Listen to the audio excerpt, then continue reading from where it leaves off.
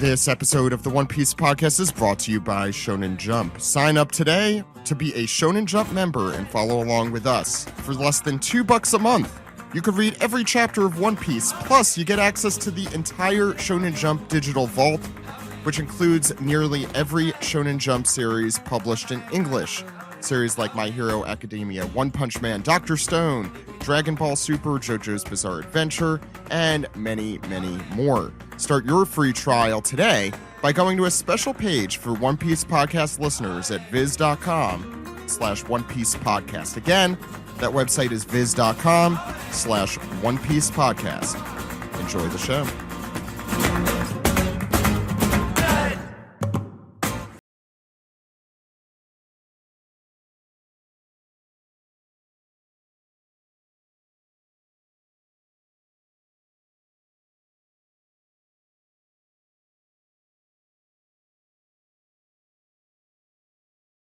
This is the One Piece Podcast, episode 613 for the week of Sunday, March 22nd, 2020. My name is Zach. And my name is Ed. My name is Steve. And my name is Alex. And on today's show, we have very special guest. He's translator for One Piece and Shonen Jump and Manga Plus. His name's Stephen Paul. How's it going, Stephen? Hey, guys. It's going as good as it possibly could at this point in time. That's all you could really ask for at this point in time. We also have we have a lot of special guests today. He is a official columnist for Shueisha's OnePiece.com, the official website, and for V-Jump, his name's Greg Werner. How's it going, Greg? That's me, Greg. Hey. Hey. How's everything going over there? It's going good. Okay. Actually, a lot better than over in the States. Hoping you guys are doing all right over there.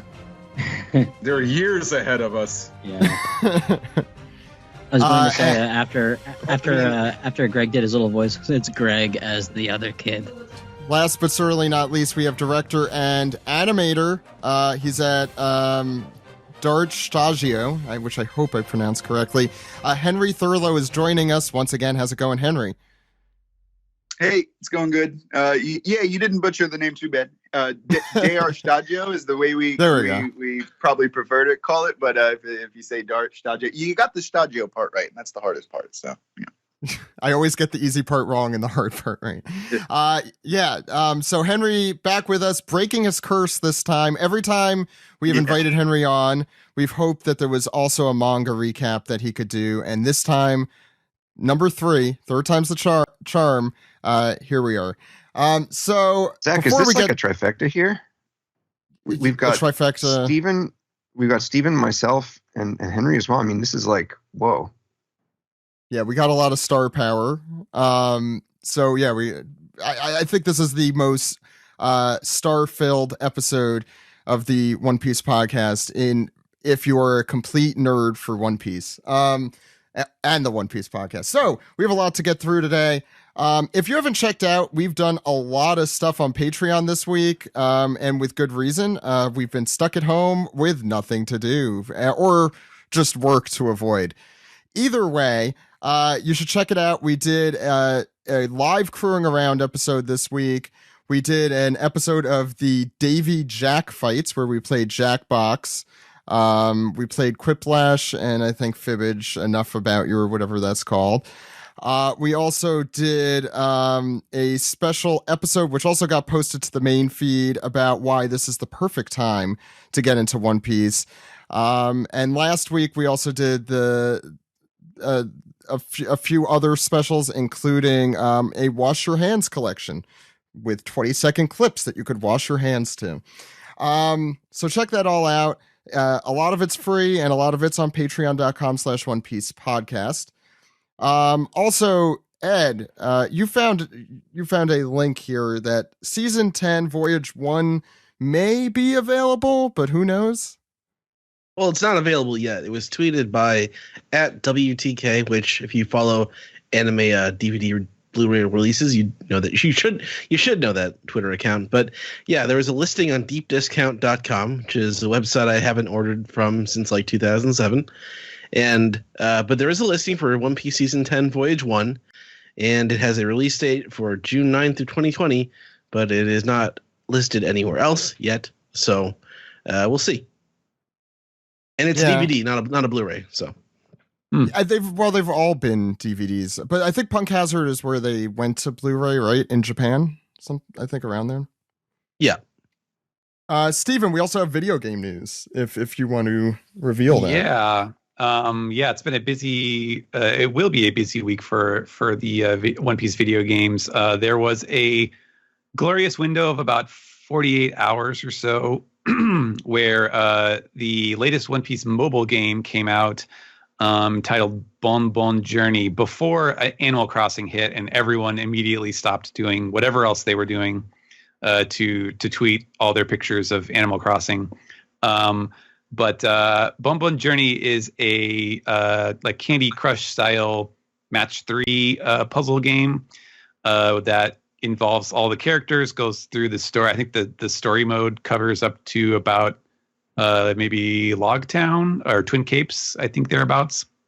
And it's like the Disney Tsum Tsum. They're like super cute little chibi versions of all the characters from the early part of the story. And the art looks really good. If you're into those kind of match 3 type games, like Puzzle and Dragons, or there's like a Sailor Moon one too, and the Disney Tsum Tsums and such.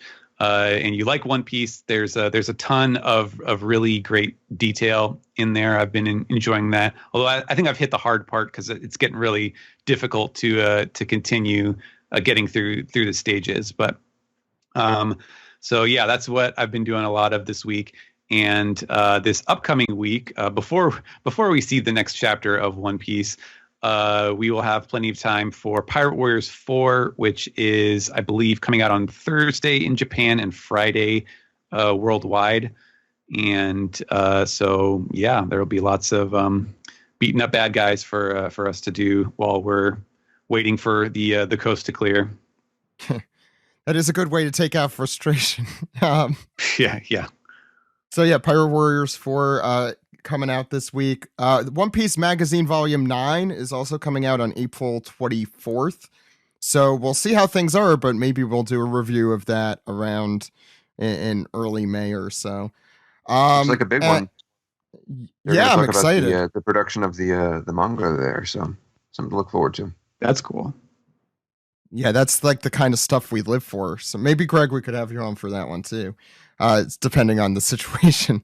And last but not least, I do want to mention, I really liked Oda's comment this week. We discussed it a little bit, I think, on the special we did a few days ago.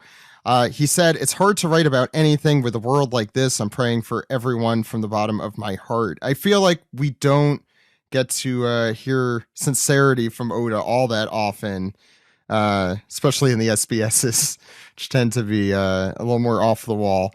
So I thought that was it's only in the really story. Nice. He's serious in the story. That's where he's serious. You're right. That is where he is serious. So that was nice to hear. And also Dr. Stone's Boichi, is that how you pronounce it? Said, "I bought all of One Piece digitally and I'm rereading it. It's so amazing that I might die." So a lot of good One Piece stuff in the author's comment, which are available, I think, for free for anyone on Shonen Jump's website. Yep. So yeah, well, there are definitely worse ways to die for sure. Yeah, but Boichi says, if the COVID doesn't kill you, One Piece might. Whoa. So today we have a manga recap for chapter 975, Kinemon's Clever Trick. We also have an anime recap of episode 925, Dashing, the Righteous Soba Mask. I could already hear Maddie running into the room here. And Steve. So why don't we get right into all of that? Steve had to run out of the room in order to run back in. So I could run back in. That's commitment. Let's get into the manga.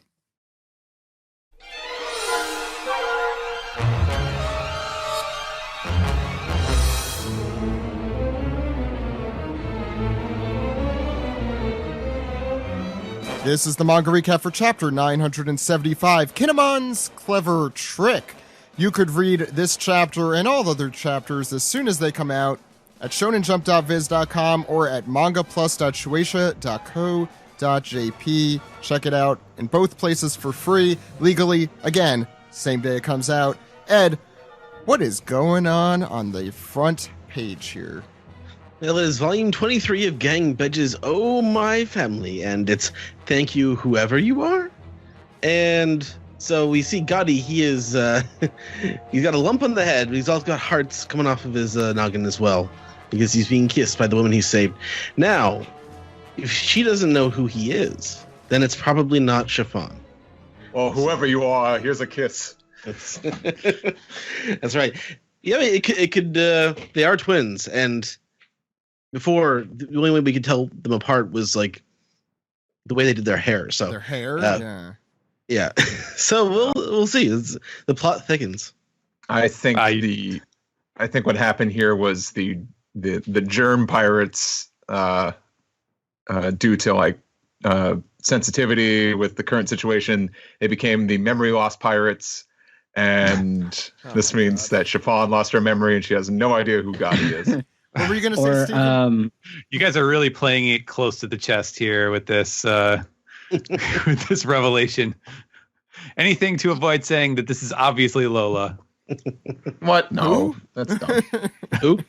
Yeah. What did I say last week? It's Lola. This is not beating around the bush here, unless it's the third sibling. Yeah, Kevin. So wait. Oh, well, what if it's a twist? What if it's a twist? So what if that's Chiffon, but this isn't Gotti? He has a twin brother who looks. Oh my god! Wow. So then when Gotti shows up to destroy the Navy ships, he's like, "Hey, where'd everybody go?" So wait, is Gang Page's "Oh My Family"? Is it secretly a soap opera? My brother Body. I thought you were going to say potty. I mean, that's better. Have we gone into why it might be called Oh My Family? Is there a reason, Greg? They're trying to pitch this as a sitcom? That's what I thought. Because in Japan, there's a brand of pasta here called Oh My Pasta. So. Oh, my pasta. It's like, does everyone else remember Chicken Tonight? Is that any relation to Mac Tonight? Wait, so is it pronounced "Oh my pasta" or is it "Oh my pasta"? How is it like your pasta? Or oh, it's the season to be sharing, Capone. Greg, these are answers that need to be addressed.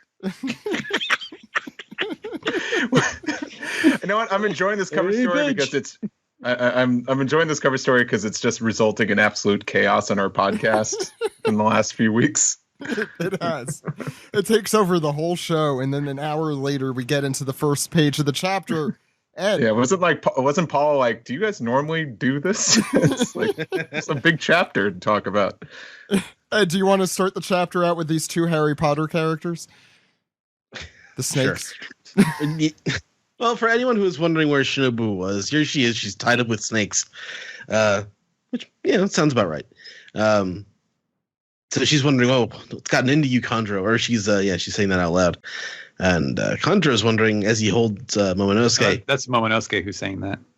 Oh, okay. I see it. Okay. All right, so Kandro says, what does this mean? Did Lord Orochi do nothing to take advantage of my report? What is Luffy's band doing here? I'd heard that Law was thrown in prison. Frankie is he's celebrating because he says, I don't know who it was that tried to bomb the Sunny, but they were idiots for thinking any old explosive would do the trick. He's dressed, he's got his stereotypical carpenter's gear on but also like samurai gear and like cannons. Those cannons on the shoulders are like that was originally in film Z, right? Yeah. Oh yeah. And then when Oda got sick and he said, I needed to go in for surgery because I want to be more awesome. He drew a picture of himself with those cannons installed on his shoulders. So it's got a thing for cannon shoulders. You see, they're stopping elective surgeries here, so I can't do this to my shoulders now. It's really a shame. I thought that was going to be the cure. The cure is cannon shoulders. Ed. Yeah. So yeah, if we had to survive by becoming like basically the question is, would you put your brain in a robot body, Zach? Oh wait, why don't we just all do what Frankie did? Oh no, then our backs would still be exposed. I don't know if that works. I'd be an Adrian Barbobot. With hard Okay. nipples. Any other? Okay. And there go my nipples again. Speaking of nipples, do you think he can open those up for like super nipple light? Oh Look shit! at those. Is Man, that that would what be that awesome. is? No. Look at those Craig, orange slices. Craig. Those are nipple laser beams. We all know that is what's happening. Nipple beam! Holy Nipple crap! beams. I am calling it here on the show. If it happens, it better happen, Oda. Or maybe they shoot out little missiles like Metal Greymon and Digimon for That's also cool. I'll For the take old people in nipple here. missiles. Nipple missiles. Nipple missiles. Nipple missiles. Ed, continue. All right, I'm taking control of this. All right. But he says this is the ship that'll cross 1,000 seas. It's made from the wood of Adam, the jewel tree. And Usopp apologizes for taking a while to fix the sail. He apologizes to Kinemon. And Kandro is shocked. He says it didn't work. Luffy's like, Keen, it's not quite the situation we heard about. And or actually, Brooke says, Kinemon, everybody, here we are. And yeah, but I see none of the allies that were supposed to be here. Luffy continues, but we can smash up those battleships anyway, right? Yeah, I think that's the important thing to Luffy. He's like, he's showing up. He's gonna get some destruction. He's gonna wreck some ships. Yeah. We have to note that all He's of badass. these amazing people are back. We haven't seen like the Straw Hats together since I think someone mentioned since the beginning of Dressrosa. So Really? oh my god, yeah. all of them. Yeah, Wait, no Wow. Jinbei though. Well, yeah, yeah. actually, Greg, please correct me. no comment. Just no. We're waiting on one more. Well, I meant this group of Straw Hats. Obviously, Jinbei wasn't in Dressrosa either, though. Is this like Ricky Bobby who always buys like a ticket for his dad? Like this Luffy just I have an outfit picked out for Jinbei. It's here if he wants it. He just has to show up. Well, so I was gonna note capes are definitely all the rage. First off, we mentioned this capes. last week. Luffy in a cape, that's all you need. Like it's just he has a new cape, and you just want to like say the most amazing outfit. Also, Carrot, did she have a cape before? I legitimately don't remember. Yeah. She always, I think, wore a cape. Even I think it's part of the mink costume. And also, Brook has his old hat back. I don't know if he had that one anytime recently. Very Classic Barky looking here. I like the cravat. Yeah, this is good, Brooke. Yeah, And Wanda's Yes. there. yeah. Mhm. The mix Whenever are they good. introduce new outfits, I always have my first expression, or my first impression of them when I see them in the manga. But then whenever I see the first color version of them, like a month or two later, like whenever the manga comes out and then they're on the cover, I'm always surprised again because the colors are never what I assume they are. So I don't really know what all these colors are going to be. But I mean, for all we know, that Brook hat that you're thinking looks like the old one, that could be like blue or something. Like Yeah, who even hot knows pink. what these really look Orange. like? Yeah. Oh, so wait, I'll ask you, Henry, since you're in the anime. What color would you like his cape, Luffy's cape, to be here? Oh, what color would I like? Oh man, I don't know. Up to you. You get to choose. If it was just me, maybe black. I don't know. Has Luffy had like maybe just these colors? Like I kind of like how it looks here. I doubt that'll be what it ends up being, but Luffy. I feel like he's always wearing something kind of bright. So maybe actually, if he just kind of goes the.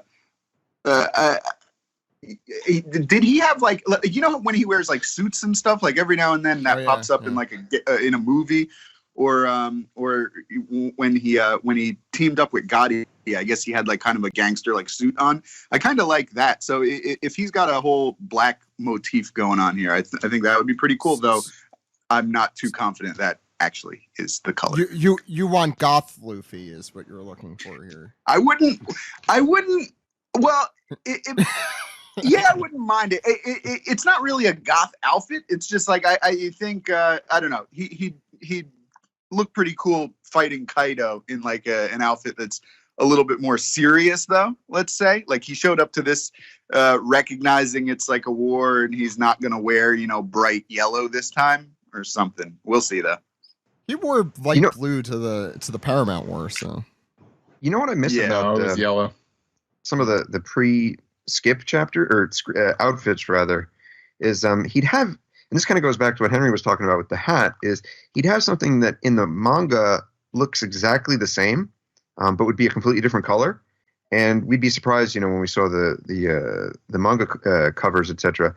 And like you couldn't even tell what it was going to be, and those were always surprising. Like, what color are his pants going to be? What color is his top going to be this arc? Oh, yeah. And I don't feel we've gotten that as much recently.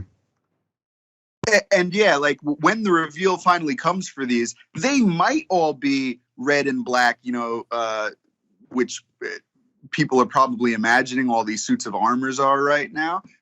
But honestly, we don't know. Like the outfits, they really could all be bright pink. Like, because who knows what Oda does, and then it'll completely change kind of the feel of the whole arc. So I'm looking forward to the reveal of that in an upcoming. I'm assuming when Jinbei gets there, if he gets there, there'll be a 2-page spread with all these guys. But we'll see. Yeah. Alex, you wanna move us forward?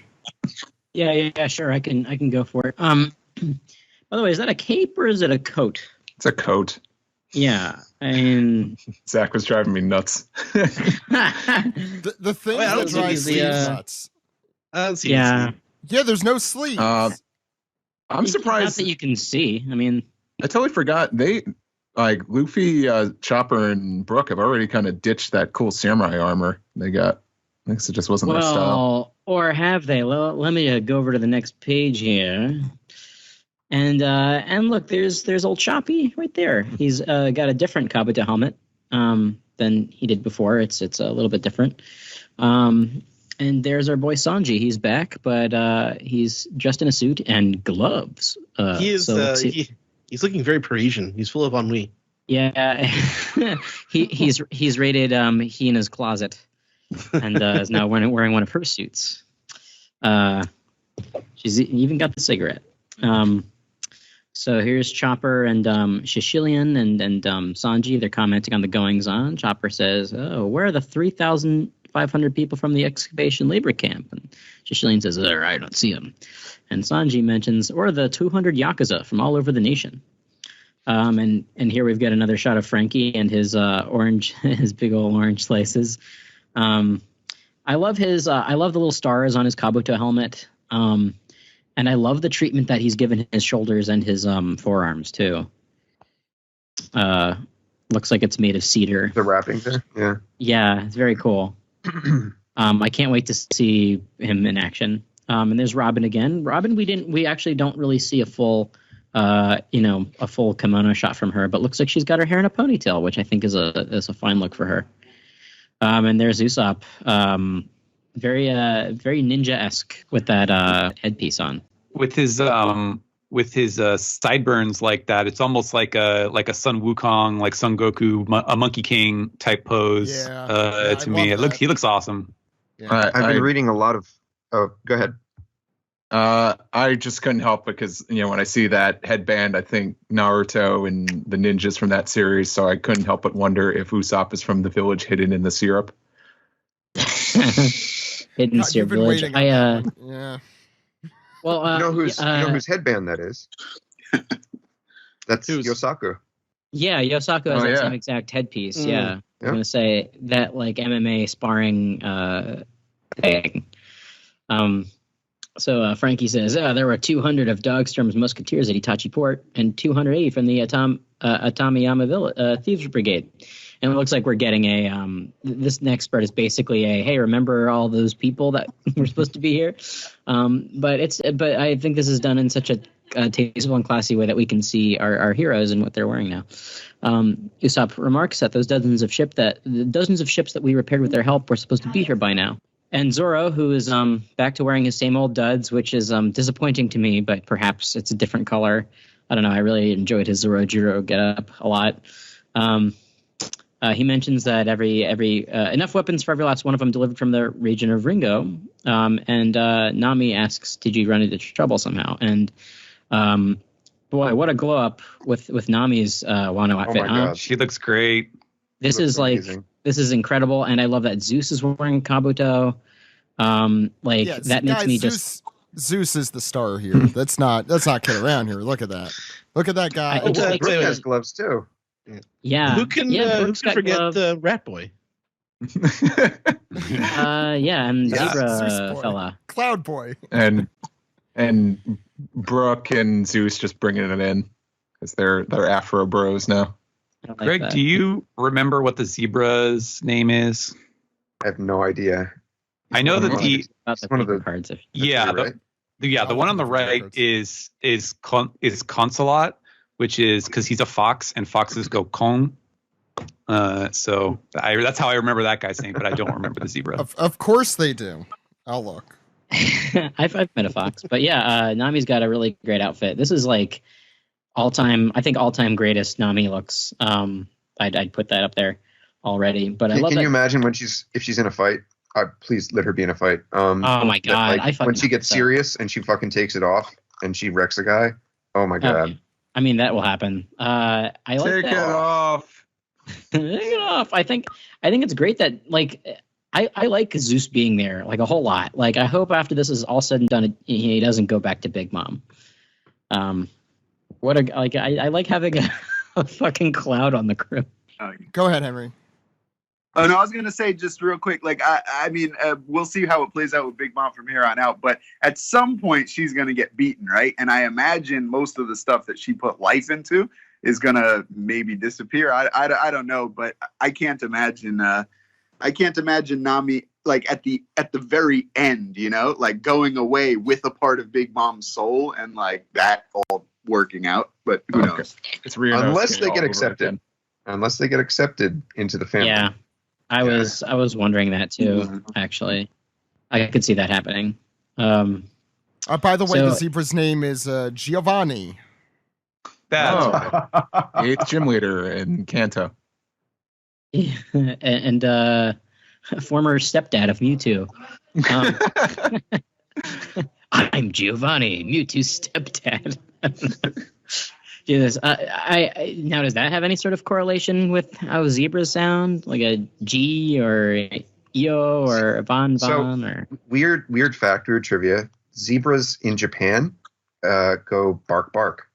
They make the same noise as a dog. Oh, Bark, one. bark.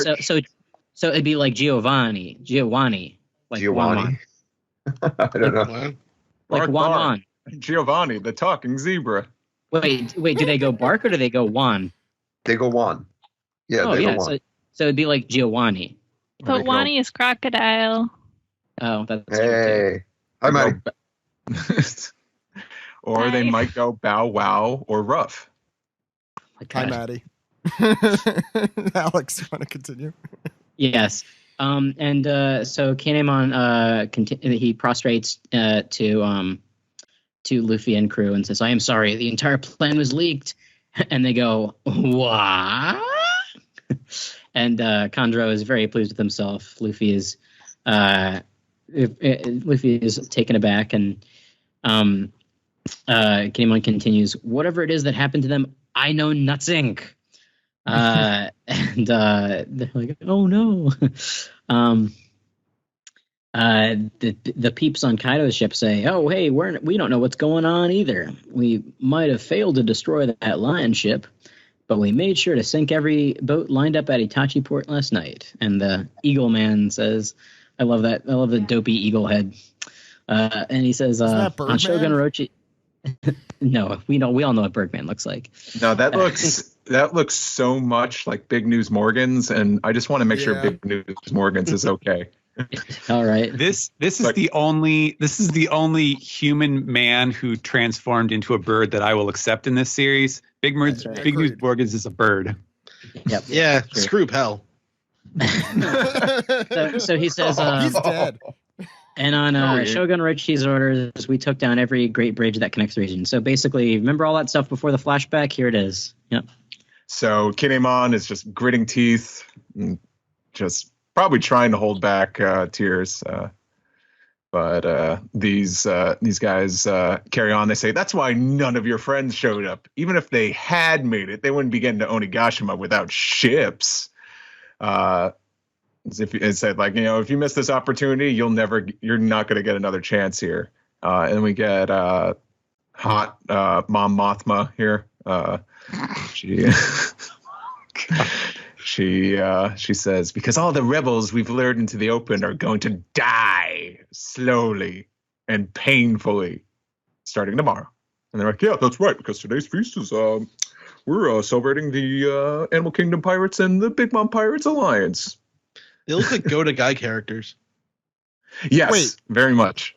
Can I? So we've determined with sad gifters that they also have the animal head or an animal.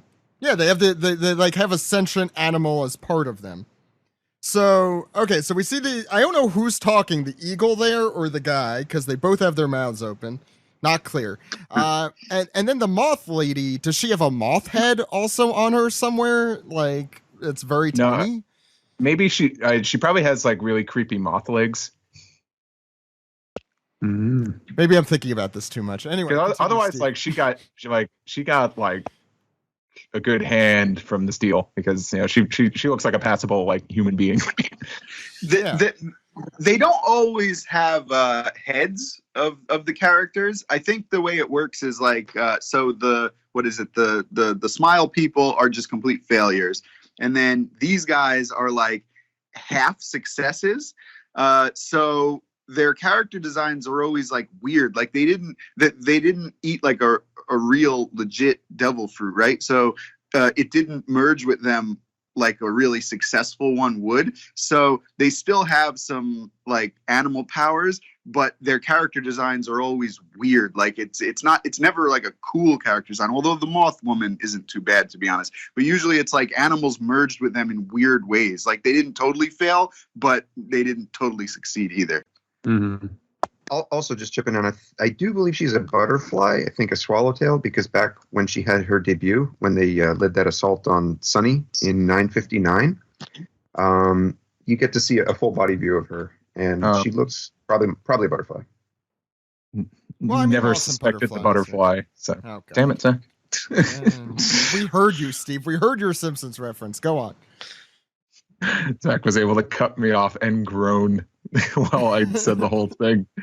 But we get a reaction from the Death Clock Pirates here. There's Big Mom and Kaido, and the Heart Pirates. Just like an alliance of the Emperors. Big Mom, as they murmur. And then these smileys. What are they? Oh God, I'm always gonna forget the different names of these gifters and pleasures. Luffy's gonna help me out in a second. I'll get to that. But they continue on. They say, "So what if three tiny pirate ships have come to save their samurai friends? You're all small timers. So they have been captured in Wano once before. In the name of Kaido, Emperor of the Sea, you will be sunk beneath the waves, the cool Wano waves here." And they prepare to fire the cannons. And Luffy says, "Why are you flunkies acting tough? I've heard enough. Everyone stand back," as he looks like he's gripping the rails of the Sunny and jumping back. These henchmen are getting uppity. Yes, quite. I like flunkies. I'm going to call them flunkies for the time being. But the law says, "You stand back, idiot." And Kid says, "Don't you dare get in my way," as he's getting a little electric, boogie woogie woogie. I don't know if that's similar to the Minx power, but we'll see. And they continue to argue as they all leap over to the ship, and Law just he teleports there. But Luffy says, "No way." It's like, "I'll wipe him out in one blow." And Kid says, "You make it sound like I can't do that in one shot." And Traffy the Hedgehog says, "You're too slow." He says, "You're both losers." And they're like, "Losers?" And the rest of the flunkies are like, "Oh, here they come." Wait, so Kid here, is he doing like a Magneto float then? That's what it Is looks that, like, yeah. Yeah. How he is flying over. Yeah, Is that what he's doing? I think that's like magnetism power. So he's like connecting. He's connecting to some metal part of their ship, and then that makes sense. Yeah, because if you see, I don't know. Nah, those are just like weird. Those are just like rain drops. I thought that was maybe like to put in some little details of like some bolted parts of the ship they're jumping on, but I don't know. That makes sense. That would make sense to me. So anyway, right. So we get their big attacks. We're at least powering up for their big attacks, and we start out with Kid and his Johnny Rotten. I'm sorry, I mean Punk Rotten, and Luffy going for Bounce Man, and Law, of course, Room. I love how it looks like two power-ups and one like, oh, and I have an ability. I can do Room. It's like, good job, Law. Good job. And so some of them start to get a little bit like, well, hold on. No, man, they're really mad. And, now hold on, guys. And of course, the one, guys, you don't think they can be that dawn. Amazing comical timing there. Those captains are crazy. Do something. Shoot them dead. And now we get the reason why there's no more forward movement in the chapter, because the three of them are arguing over who gets to do what. I like how dumb these flunkies are. They're like, wait, hold on a minute. We weren't serious about that whole, we're going to defeat you today stuff. Lighten up. It's just a prank, bro. I love though that the big panel of the explosion, like he really layers on the effects where you have like the combustion, the giant explosion, and then you have like the sort of like force blast thing on the deck with like the jagged lines, and then you have the slice through the ship itself. Like it's just like a triple, he really sells that like all three of these guys are just going ham on them all at the same time. It's great. And they just continue to bicker. Yeah, there's such great comedic timing with cutting the guy off, and then all of them fighting but not being able to hear anything they're saying. I think is very well done. The problem is go ahead, Steve. I was gonna say the problem is all these guys, they think they're the main character. Mm-hmm. Yeah, little do they know there's only one of them. I won't spoil it. So we go to the next page, and the flunkies a little surprised as they hear another voice coming from a different ship. So these are flunkies on a ship that wasn't just destroyed. And someone says, "You boys seem to be having some trouble here." And someone notices, that is Kyoshiro's the Kyoshiro family ship. And we see a very fancy-looking barge, Yakuza barge coming through. And they're all like, "Yeah, it's Boss Kyoshiro. We're saved." I'm sure they are. And meanwhile, on a bunch of wood now, the remains of the ship, it looks like Law, Kid, and Luffy are still arguing at each other. And I legitimately can't tell if that's a cape or a coat, but everyone's saying coat, so there we go. Anyway, this is, I think this is a flunky saying, Lord Orochi ordered for them to be sunk to the bottom of the sea. That's all we need to do. And Kyoshiro says, this is, by the way, and Steven's done a very good job at this, both accidentally and on purpose. Kyoshiro is saying a thing that could be interpreted two different ways. Sink the enemy, you say? Allow me. He takes out... yeah, go ahead, yeah. By the way, I just wanted to point out that on Kyoshiro's ship, so the kanji on the front is the Kyo from his name, and it's also the mad part. So they're basically like floating around in a ship that says insane. It's like the ship equivalent of Jared Leto with the damage tattoo on his forehead. Oh God. Hey guys, I'm insane. Anyway, don't you see it says on my sail? Mr. K. God. Jesus Christ. To be fair, I think that would be a pretty good Joker remake. Just do it as Kyoshiro. Anyway, sick the enemy, you say. Allow me. And Kyoshiro takes out his sword, which is a really awesome looking sword. If I remember, the hilt is like a diamond. And he pulls a Mihawk. He cuts the ship in two. And the flunky number 805 is like, "What are you doing, boss?" And we find out that no need to sink you, so I simply disabled the cannons you had pointed this way. And the flunky is like, "But we're not your enemies. Why would you do that? Are you blind?" And Zoro just noting, it's that guy. And having briefly fought him. And this is Kinemon talking, I believe, saying that's the Yakuza boss in the capital who took over after Hyogoro. And Kyoshiro says, "You there, Akazaya Samurai. I am a Yakuza of the Flower Capital. The people there call me Napping Kyoshiro." And Shutamaru says, "Be careful of this one. He's a demon with the blade." This is a very somber or serious-looking Shutamaru here, who hasn't said very much recently because we were supposed to suspect him for so long. Anyway, and I think this is Kyoshiro continuing. The 200 men of the Kyoshiro family are at your disposal in this raid. And the flunkies are shocked, thinking that he is joking. And Okiku and Kawamatsu are like, "What do you mean? What favor do you owe us?" Alex, what favor do they owe them? Well, I'm glad you asked. The favor that they owe him is the favor and debt that he owes the Kozuki clan is immeasurable. Kyoshiro continues. In fact, I think back on 40 years ago, Keen, to the mountain guy incident that happened in the capital. The people believed it to be caused by Lord Odin's rampaging, but they were wrong. And Kinemon's like, "Wait a minute, Keen?" And then in an act of sadness, defiance, reader betrayal, especially reader betrayal, especially to one particular reader who is not here tonight, Jerry Weiser.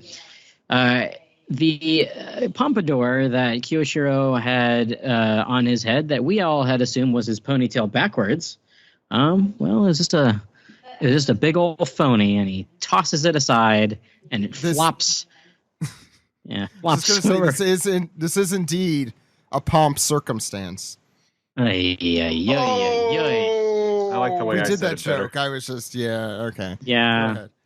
And he says that event was caused by the greed of your younger days. And Keen's like, "Wait a minute. Only one man could possibly know that. Lone Star." No. He thinks back to when he was but a wee babe with Denjiro. Thinking, "Oh, did I accidentally doom the capital?" And he starts freaking out and says, "Is that you, Denjiro?" Pushing aside Kiku and Kawamatsu, who are both very surprised. And Kyoshiro says, "Indeed it is. I suppose you not recognize me. I would have revealed myself to you at once, but I chose to stay your enemy just in case. And sure enough, had I named myself, the betrayer in your midst would have passed it on." And everybody is, you see all their shocked faces. Kanjuro is very shocked. So is Momonosuke and Dogstorm and the rest. Like Denjiro. And he continues and says, the betrayer in your midst would have passed it on and ensured that Orochi had me killed. So instead I retained Orochi's trust to the very end and was thus able to liberate 1,000 samurai from the Resetsu prison quarters. Rah! And out of nowhere, just a whole ass ton of ships come out of the they just clip out of nowhere. It's like what is this? Rise of Skywalker? Yeah, I was gonna say it's like Aragorn showing up with the ghost army. No, seriously, describing bubbles. Except in front is a giant sail that says "insane." It says "you mad" on it. I really like that one. And he says that this would add another 1,200 soldiers to the total, and everybody's like, "Yeah!" throwing up the horns and shit. I love this panel, by the way, with all the ships. The first transport is away. Yeah. Yeah, Lando went away for 5 hours and he came back with 1 million ships. Makes a lot of sense to me. Yeah. Anyways, continue. Steven. All right. And then we see some familiar unnamed faces, but guys we've seen before who say, "At last, the day is coming. We can fight." Because they were the ones. Japanese He-Man. Yeah, the one guy's definitely He-Man. But they have been seen before, like angry that they weren't getting a chance to fight. So now the day has finally come, and the flunkies are Boss Kyoshiro's one of the Akazaya 9. We have to warn Onigashima at once. And then Kyoshiro whips out the calling card that he was keeping on him. In fact, I can't wait to find out what he's actually talking about on this page. But please continue. Sorry, oh man, Steven, you genius. Let me just put that out there. Wow. Okay. Well, I mean, I pretty much punted on this one, but yeah, let's go through it. So he pulls out the card, which I believe we saw. Did we see Kyoshiro picking up the symbol? I think it was the first symbol, right before we see him look at it. Yeah. Right. Yeah. Way back when. And now he's doing the part where he explains the brilliant plan for the sake of the guy who supposedly made it. And he's like, Kin, I knew that you were sharp. And we go back over we trace the origins of this image, which we have seen multiple times before in this arc. Lord Yasuie's riddle image featured 2 lines over the stomach of the Habu pit viper, which symbolizes Habu port.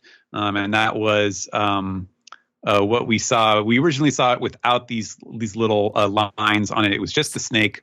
So Stephen, what was it originally? I also need a refresher here, even though I do this every week. Okay. So the snake. Right, yeah.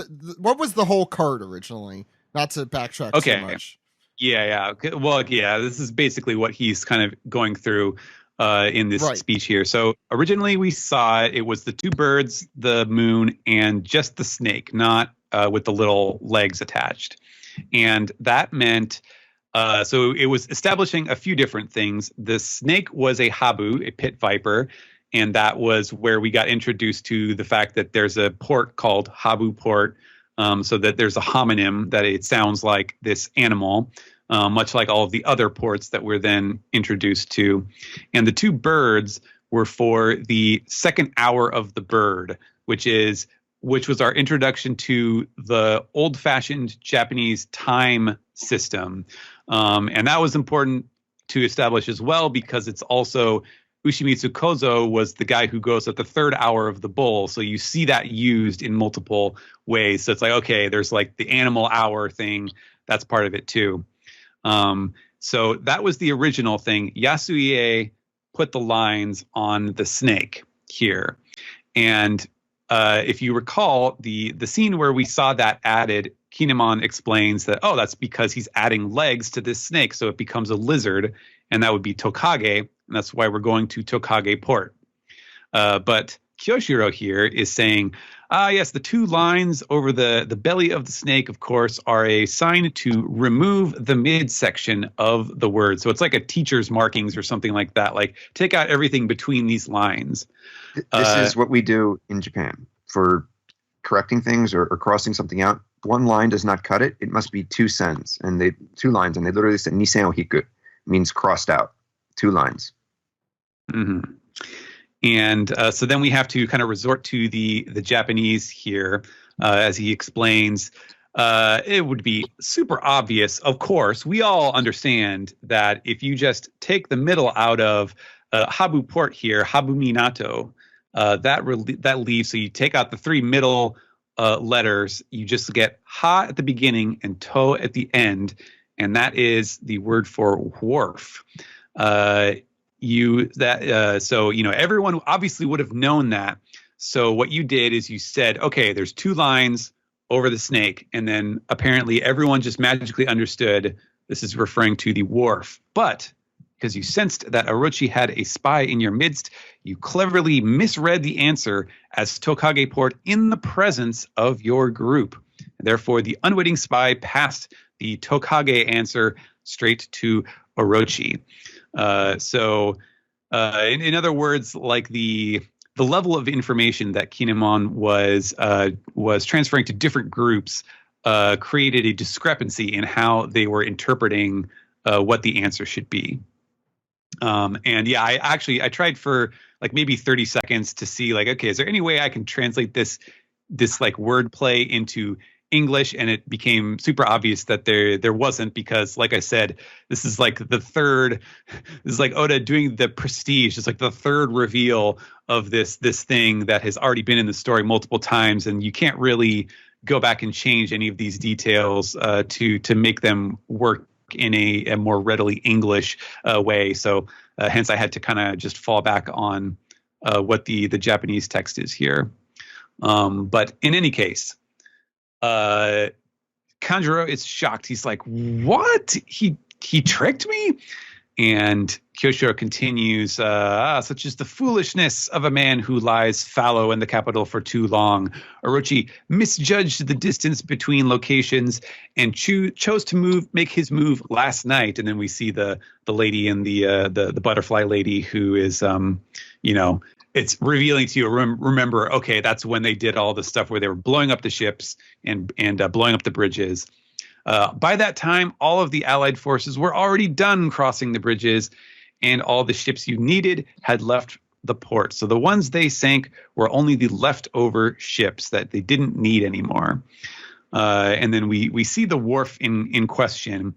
And that's why actually, if you follow my Twitter, you saw that I retweeted the page where we saw this before. It's chapter 958, I believe.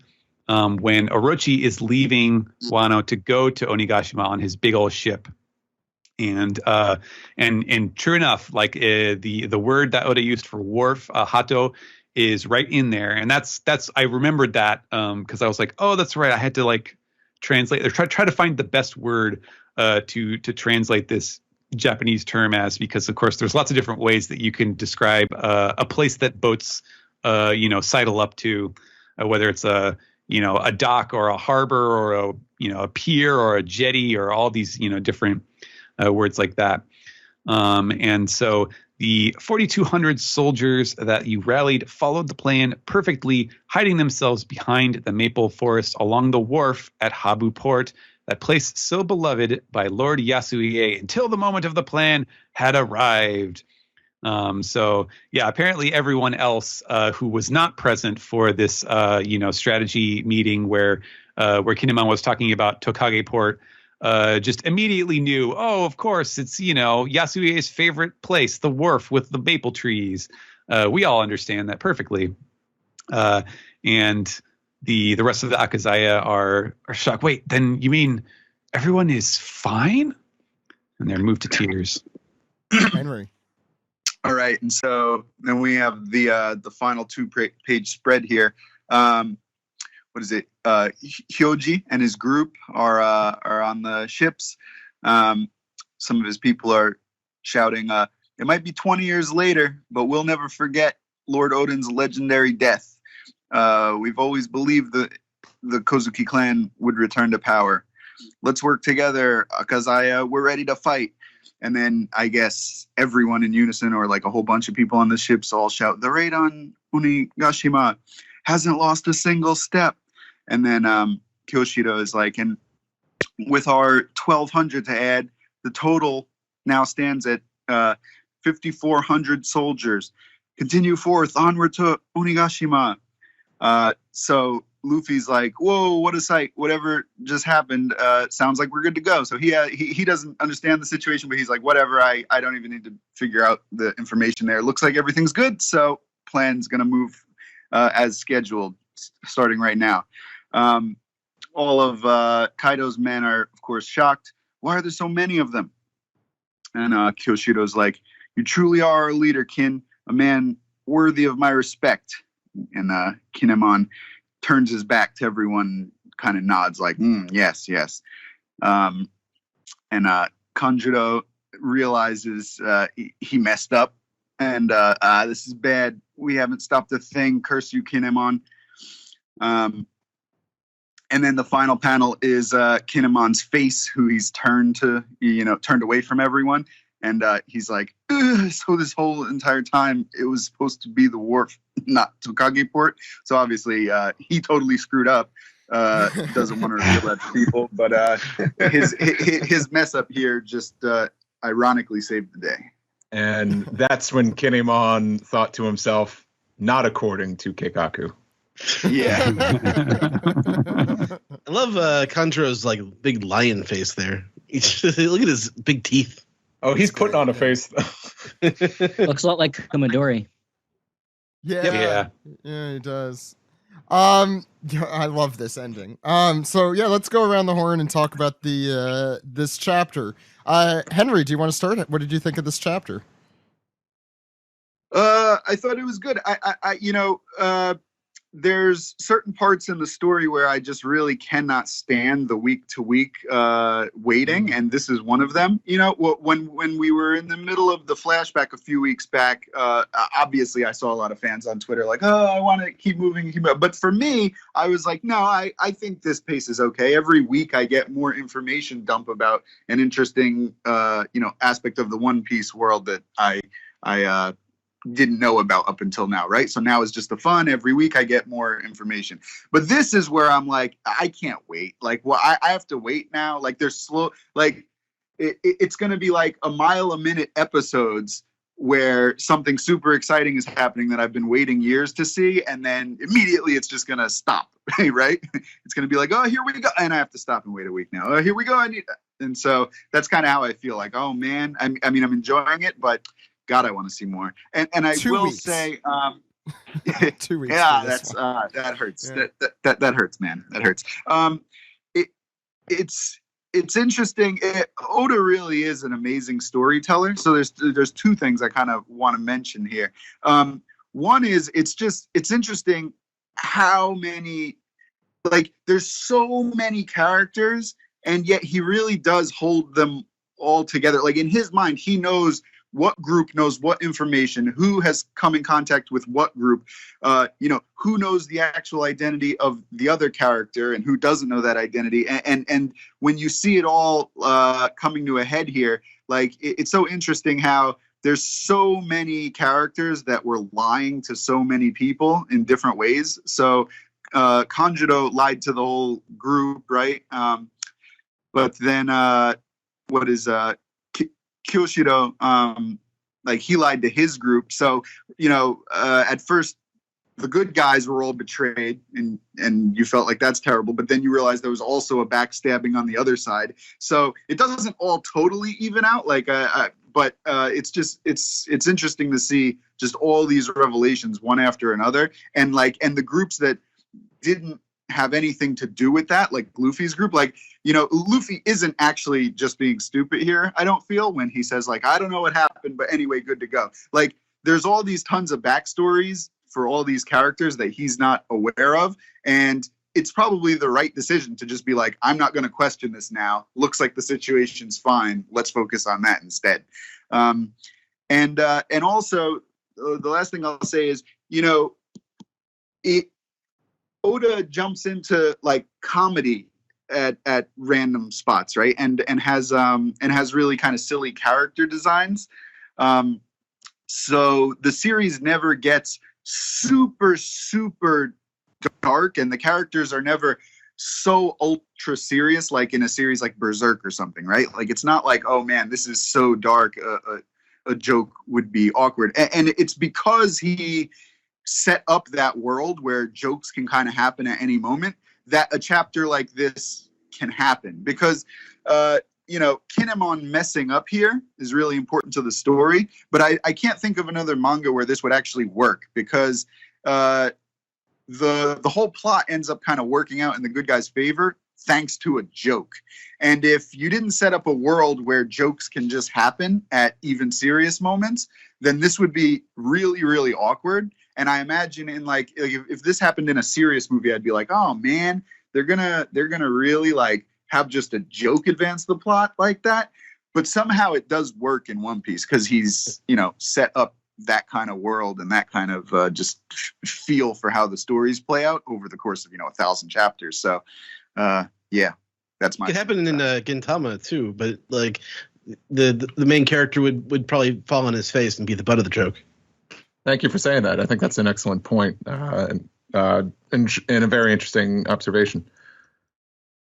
Alex, I know you're going to have to run kind of soon, so do you want to go through your thoughts on this chapter? Yeah, I think that for me, I was going to enjoy this chapter regardless, just because of, it followed the wonderful ending of last week's chapter. Love seeing everybody again. It always warms my heart to see the Straw Hats together. Love the team up between the three Shabandi rookies, and the fact that they were arguing over, who did it. Like that's one of my favorite tropes in this particular manga. Characters arguing over, who beat the thing. Dendro flopping the foam the foam pompadour is a little it's a little disappointing, of course. I was sort of waiting to see him throw back his ponytail into its old position, but that's fine. And thank you so much for clearing up that whole spread there, Stephen. With the with the two. I expected to see more comments of people that are like, "What was going on there?" I was kind of surprised and happy that there didn't seem to be like a widespread like, "You need to explain this better," because I did add a few details just to kind of try to flesh out the context a little more. But it's real tough. It was basically when I saw it, I was like, okay, well, got to do this one way or another. I think Luffy's reaction kind of sums it up. Yeah. No, it's a magic symbol. There's a magic symbol, mystery symbol. Mystery symbol, right? That last panel being Kinemon being like, "Oh shit, I guess I did a good." That sort of made it for me. Did I do that? Basically, yeah. Like Get out. Failing upwards, it's almost as if it was destiny. But that's it for me. I really enjoyed this chapter. I love me some ship battles, and I'm glad everybody is. I'm glad that we got an explanation as to where the F was everybody. So yeah, it was good. Greg. Yes. Boy, at this point, just looking at the chapter without thinking about anything, analyzing what we're going from here, but just what I want to really look at deeply in the chapter are, for no particular reason, the family crests on these ships. I really want to look into them and see who they represent, just for my own interest. But I noticed that because Oda took the time to pick a real one for Toki that did in fact have a relation to time. Some of these might have some sort of significance. I know that early on in actually the first chapter, I think, in Arc, where we got that first spread, some of the assistants took some liberties with the designing of family crests, and they put in their own family crest, and Oda was not too happy with that because which is why later we started to see Axe Hand Morgan and some references to other characters. He was like, I don't care if you guys keep references to in-world characters, but please keep your names out of it. And they're like, yes sir, understood. So I'm interested what these might represent. So looking on the horizon, what this means for the alliance, I'm a little bit I'm not concerned. I'm not concerned. I'm worried, but I am very, very interested in what this means for the power balance, because this is a massive power up. I mean, I was kind of happy that we were possibly just heading into this war with the three captains and their crew, and now we have these massive numbers, so we're going to have a large battle. Okay, that's all right, but I do feel that at this point they're a little bit overpowered. but what if Big Mom comes into the equation? All right, okay, so that balances things out a little bit more. But we're still waiting on another power up for the Alliance in the form of Nekomamushi and his, all of the mink showing up, and Jinbei. possibly, and Jinbei, thank you, and possibly even Zunisha. I mean, I don't know how Zunisha would get up there, but I mean, I do believe Zunisha is probably large enough that it might have, be able to let people travel down, I think, her trunk, and get through. But I have a comment on that.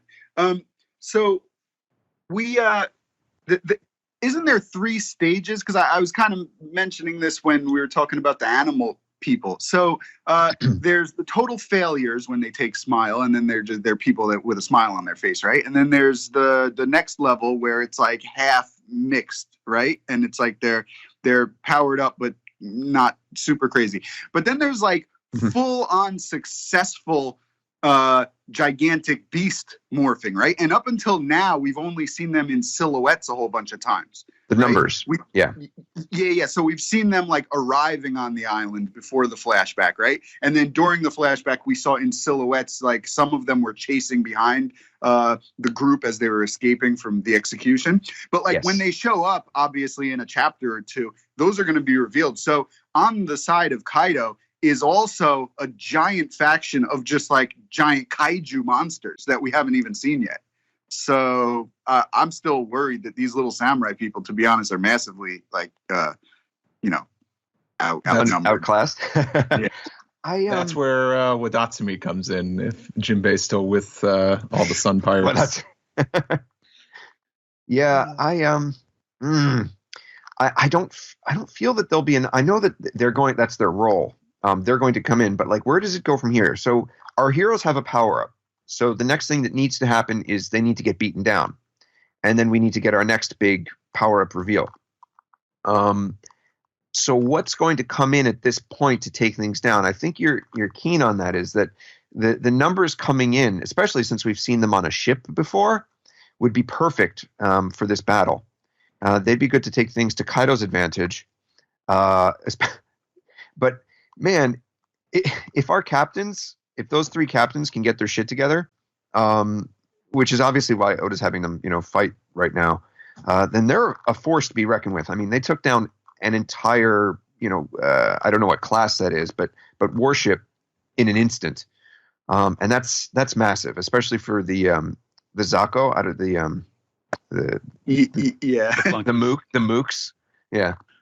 So I'm very interested into how Oda's going to play the power balance. I don't have a prediction per se, but I am intrigued as to how it's going to play out and go along here. But again, a very strong chapter, a little bit dialogue heavy, but that dialogue is what plays into the joke at the end. It's almost like as you're reading it, it's going to come and you're waiting for it, and then there's that release at the end. Very well done. Very entertaining. Yeah, I was thinking the same thing. I'm like, I don't think he planned that. Steven. Yeah, first of all, I agree with Joey and Alex. I can't believe that Kyoshiro was wearing a weave this whole time. It's unbelievable. No, but seriously, it was I think in at a time in a week where everyone is feeling pretty stressed about stuff in general, it's really nice to feel like you get a win, and having a chapter like this, really the third of 3 sort of revelation chapters, but one that is just like chock full of like good moments, like feel good moments where it's either it's like the Straw Hats showing up and the 3 captains kicking some ass, and then Kyoshiro Denjiro revealing himself, and then doing like the dozens of ships immediately, like in a single instant, appear out of the mist. Like it's just full of stuff that really pumps you up and gets you excited for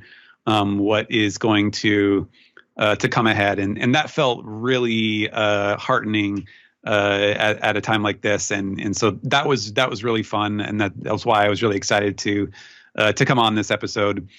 The text, like the sort of joke reveal at the end of the chapter was really wild, and I'm glad that I was able to go back and to have the scene that I mentioned where we saw them leaving from this wharf, so that I had that background context to go back to, so that when you look at that initial chapter, it's like, okay, there is that detail, there's that word that's there, even if it's something that no English speaking reader could possibly have put together, because it's a Japanese language joke, that it was something that at least there's the foreshadowing for it does exist, and you can see it when you go back to that scene, because it's really, like, if you think about it, this whole turnaround, this like thing that Oda is doing is kind of paradoxical,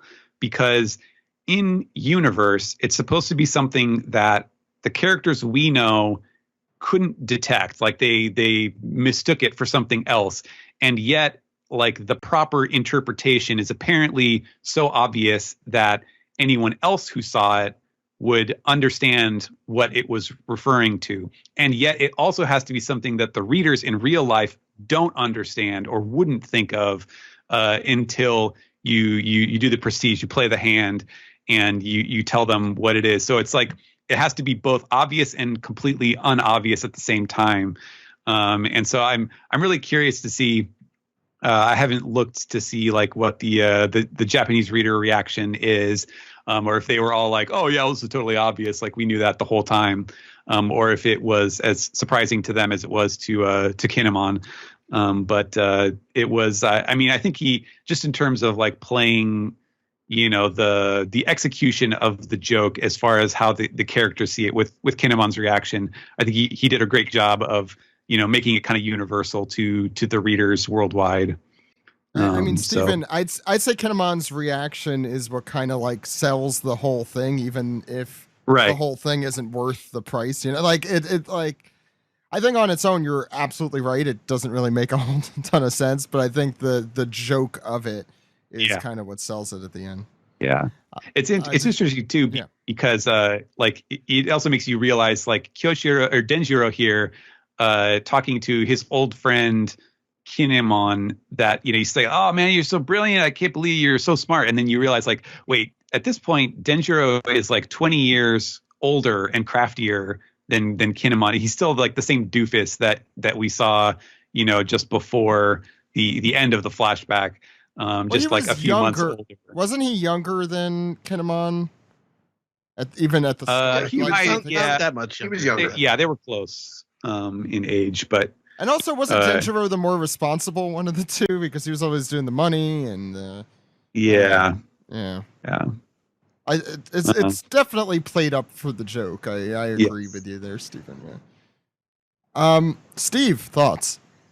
Man, just another really dense and fun chapter.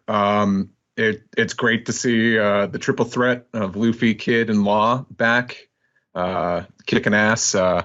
That was a lot of fun. And these guys are just so overpowered at this point. These guys are basically Dragon Ball Z characters.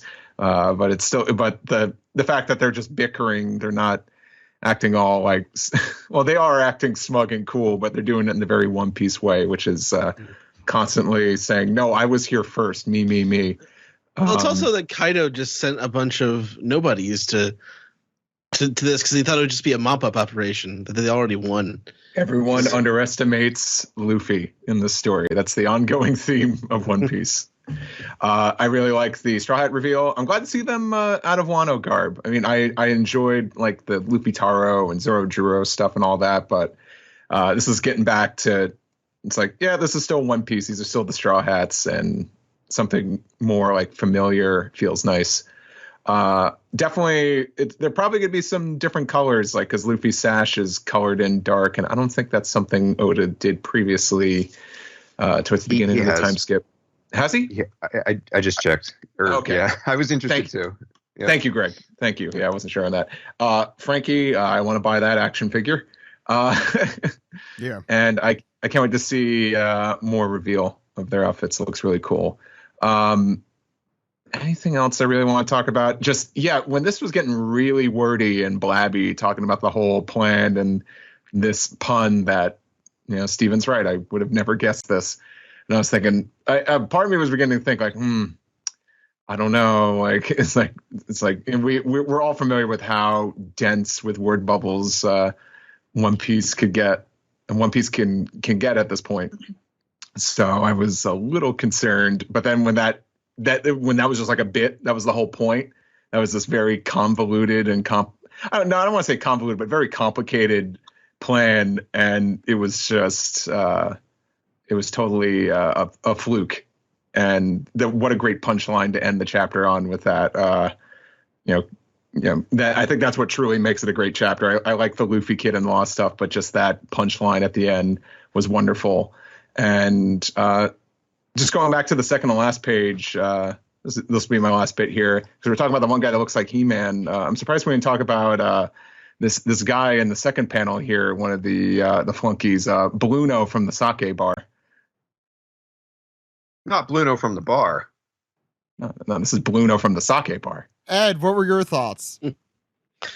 I think this chapter did a lot to sort of balance out the harshness and the heaviness of the end of the flashback, and it brings us to sort of an optimistic point where we've been sort of brought down to the depths of seeing Odin die and his family and not really knowing what's going to happen, and then having Kanjuro betray the group, but finally Luffy, Law, and Kid coming back and just being really badass. And I don't really understand how everything worked out, but as it did, what matters is that they sort of have the advantage now, so they have the momentum.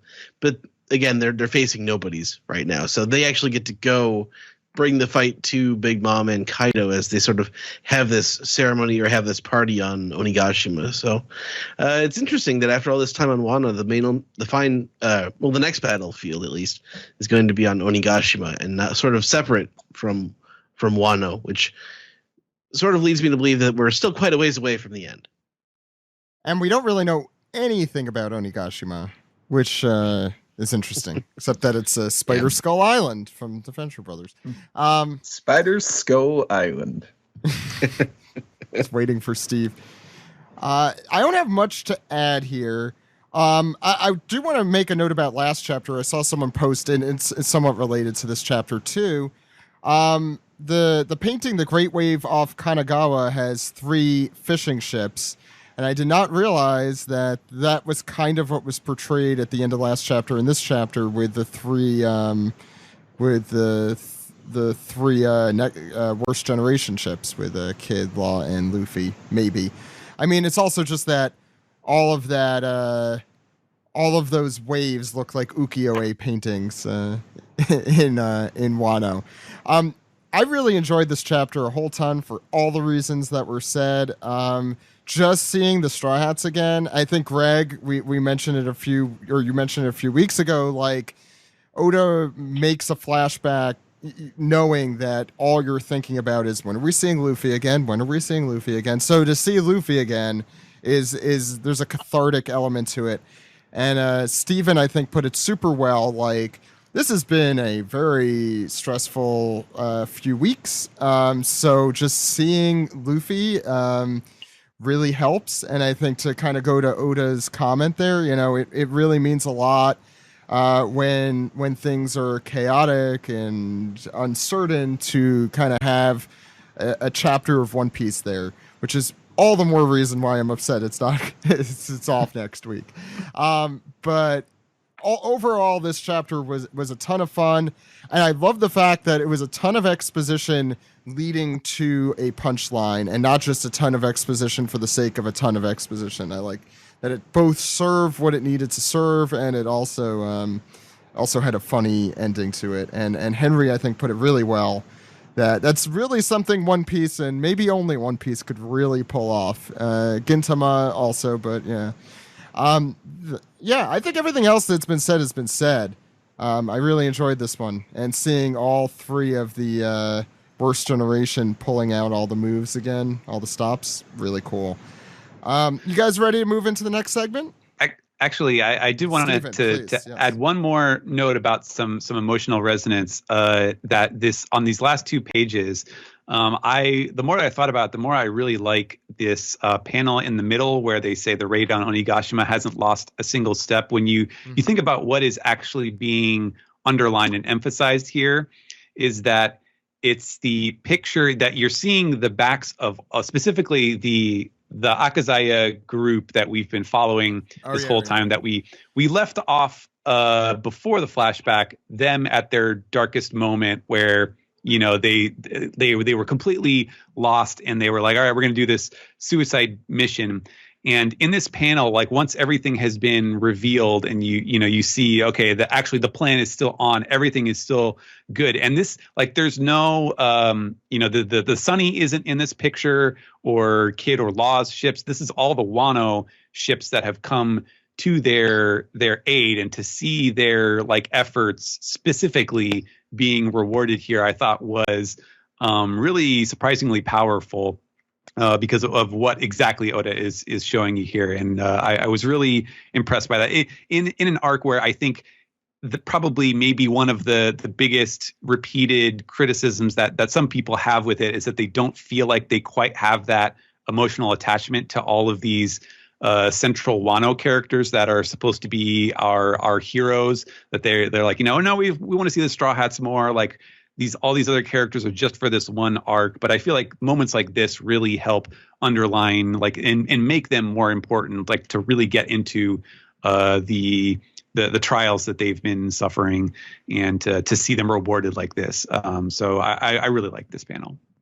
Oh, well, one last comment Henry.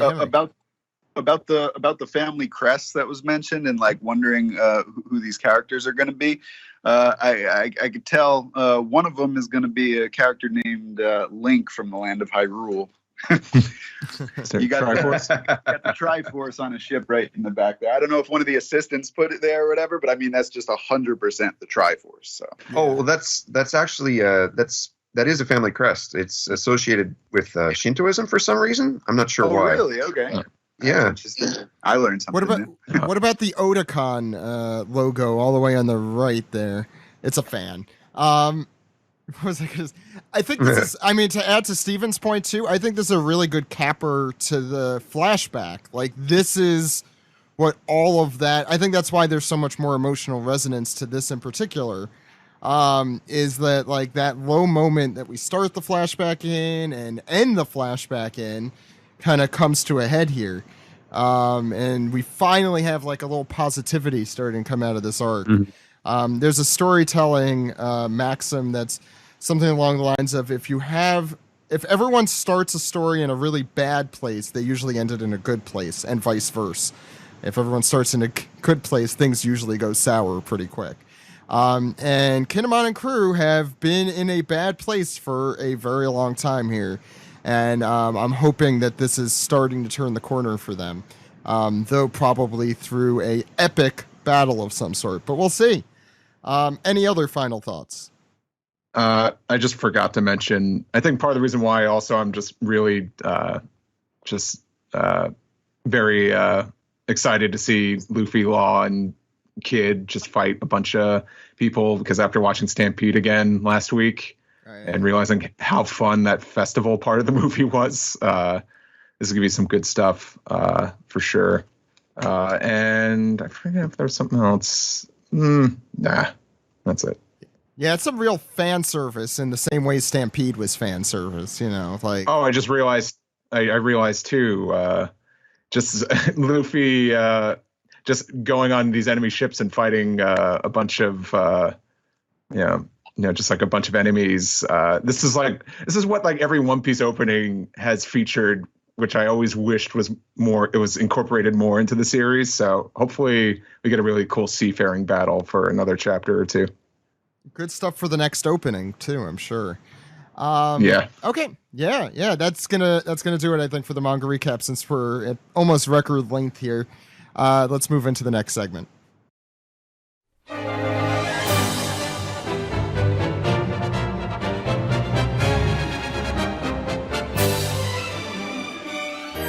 This is the Soba Mask Fancast for One Piece episode 925, Dashing the Righteous Soba Mask.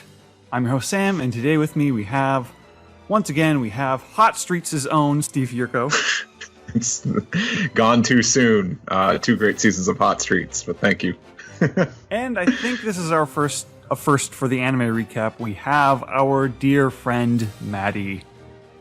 Yep, here I am. Sanji's like her number 1 fan.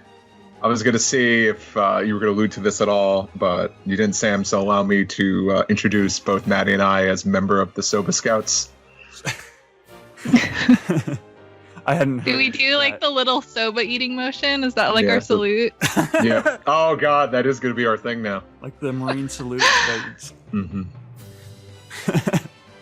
That's really cute. Okay. The title card this we'll week. Have to assign colors next. Steve's purple. Totally. And Maddie is. What's your color, Maddie? It's usually like pink or like salmon. Look at all that pink and purple. The color. Anyway, it's the color of Sanji. No, that would be blue, yellow, black. Sometimes red, sometimes purple. He looks good in everything. He approves of the love colors. Yes. Okay. So the title card this week begins at 5 minutes and 1 second, and it begins with we're resuming where we left off last week with Sanji showing the raid suit can, and we come back and page 1 is saying something like, "Oh, what's that? Is that a can of something?" And I remember I just wrote down in my notes, yeah, it's a can of whoop ass. I was gonna make the exact same joke. Sanji says that he doesn't want to be like Germa, but he'll put the suit on for the sake of fighting. He doesn't want his pride to get in the way of helping people, which I always thought was a cool line. It's a cool way of sort of tackling that relationship in the story, I think. Yeah, for sure. I mean, it's this whole thing with him and Soba Mask is interesting because he's basically trying to use it and like reinvent it. Yeah, he's never used it before, so he like doesn't know how to reinvent it. You know, like he hates his family, but his family has given him some useful tools, whether he likes it or not, and he can use those tools to help people. So it sounds like when you don't want to talk to your parents, but you need to ask them for money. Or can I borrow the car? And in true Germa 66 fashion, we get the big, crazy, like over animated transformation sequence as Sanji turns into Germa 66 Stealth Black, and the animation is just incredibly horny. Oh yeah. Well, okay, so I did get my like big hairy calf, which is great. Right. Also, which is in the like mix it's with lots of shots of chest and abs. Just abs. Like wow, they made him really buff, and the shot of his hand is really cool though. Like his hand is really detailed. Yeah. And I liked that shot a lot. Yeah, I couldn't help but be enamored by like the detail, especially like right after the hand when you get like the transformation on the head. So like all the animation of like the hair and all like the rendering and even like the highlight, like the reflection of light on the sunglasses is just really cool. Yeah, like his little like coif. Was that what it's called? Like the little hair thing, like bouncing. That was definitely my favorite bit. I like how the suit just like makes his hair change shape. It's German technology. Yeah, man. It's German's got that Super Saiyan technology down. And I'm sorry. I was just gonna say, well, like a lot of people always call Sanji like a twink, but he sure is buff underneath that suit. Everyone was kind of twinkish in One Piece in the early days. Yeah, it's true. I I'm not familiar enough with the genres of like Sentai or Kamen Rider to really know. Like the music definitely stood out. It's not the Germa 66 theme. It's a much more whimsical, like heroic song. Mm-hmm. But definitely, you definitely get the vibe that this is sort of referencing those genres. But yeah, for sure. Like I just started watching a Kamen Rider series, and they're really fun. And I'm kind of sad I didn't get into it earlier because they're super cheesy, but like they're so over the top, and it just makes them like a really good time to watch. And they like it's one of those, they don't take themselves that seriously, so they can just be like totally nonsensical, and they just go for it. Yeah, I've seen a lot of people getting into Kamen Rider lately. Yeah, it's something I should maybe get invested into because I grew up on Power Rangers and I like all of all these Sentai nods and series. I'm a big fan of like the Ginyu Force and like the Great Saiyaman stuff and Dragon Ball. So, and of course, Soba Mask. So maybe down the line. And of course, Law recognizes the costume. He recognizes it as one of the bad guys from the Sora Marine Hero comic book because he grew up in North Blue. So he would have been among the people reading that as a child. And I like the little insert the anime gives us of Law and his sister Lammy, like looking over like a book of I guess Sora comics. See, Law is marking out his. Well, it's funny because like he talks about how he loved the hero and he hated the villains, Germa, but he sure like knows a lot about the villains. Like he seems to stand Germa a little bit. Yeah, well, I feel like the series too. It seems like it was supposed to be about Sora, but then like Germa like took over the popularity because they were like too cool. I mean, it's kind of like how Germa hit the One Piece fandom, where it's like they're just such bastards, but people thought they were so cool. Yeah, they're the worst, but they also are Sanjis. So what's not to love? So Law is talking about how he was a fan of Sora. He recognizes Germa 66 Stealth Black. Obviously, that's not the name that Sanji wants to go for, so he unveils his decided title for this new hero costume, Soba Mask, and it gets a whole this little animation cut here. It's pretty interesting with like the Soba in the background and like Sanji doing like some like karate moves. Yeah. Mm-hmm. He's doing some poses. He's making it up on the spot. Yeah, the animation on like his hands is really, really cool here, and the way they do like kind of the smears. Yeah, the Germa 66 like Stealth Black logo it's just like a big X over it. Like we're setting that up. There's so much great attention to detail in this episode. Just like the little touches here. Like of course, like just it's adapting the manga, but adding things like like the logos and scratching that out and the backgrounds and these little motions that Sanji's doing, like the miming the soba noodle eating. It's this is what the anime should be. Yeah, and what Maddie was saying about the hands, I noticed stylistically, like with the hands, you could like as like the motion is picking up, like the outlines of his hands kind of like disappear, like getting caught up in the motion blur. Yeah, it's very cool. Yeah. It reminds because just playing a lot of like Nintendo Switch games where they have the dynamic resolution, and you can sometimes see where it like in order to keep the frame rate high, the actual video quality will dip for a moment, but then like pop back in. It kind of had that effect. Yeah, interesting. Yeah, and I just love it because it's obviously Sanji trying to reinvent this character on the spot, and he's not doing a very good job, so he's just like making all these weird poses. Yeah, it's endearingly dorky. It's so nerdy. It's like Sanji's being a big nerd and then Law's being a big nerd, and it's just like a big old nerd fest. And it's just like a nice way to like channel the family angst, and like he is making it his own. Like it is like an important character arc moment, and yet like it still comes out kind of a little cheesy in a way that like feels human and like really likable. Yeah, he's definitely he's going under like a gimmick change, and he's testing the waters. It's not always right out the gate, but Yeah, like I kind of like that. Yeah, like this. We talk about how badass this is too, but it's also incredibly charming and dorky. Mm-hmm. So there's lots to love here. Yeah, Usopp and Frankie hate the name. They don't like Soba Mask. They want to help him pick a new name. But Sanji, he's in action. He gets a big, awesome kick against Page One. Like when Page One's getting hit, he's like just like stretching and twisting in all these crazy ways. That I definitely took note of.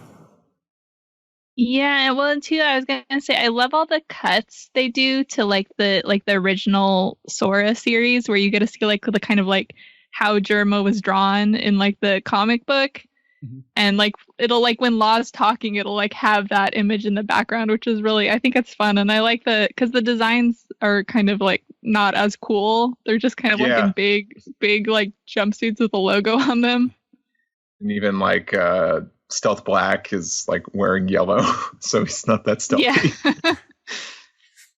Yeah. And Law is here to explain basically every new power that the raid suit shows off. Law is here to explain it with a little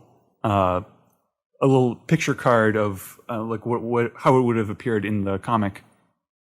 And so Law is explaining like because of German 666, he's got the rocket shoes, he's got the invisibility, which is an important scene here where Sanji is sort of realizing that his dream of having the clear fruit that he thought he lost to Absalom, turns out he may have a chance at it after all. And he's thinking like, oh man, I can finally sneak into the women's bed. I mean, save my friends. I do like that he catches himself. Like he's a pervert, but he's trying. Yeah, he realizes it's a flaw, which is good.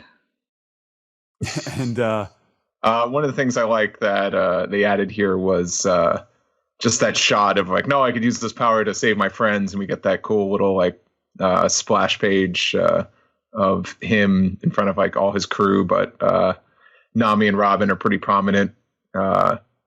Okiku and Carrot. It's just like a little peek into his brain. Yeah.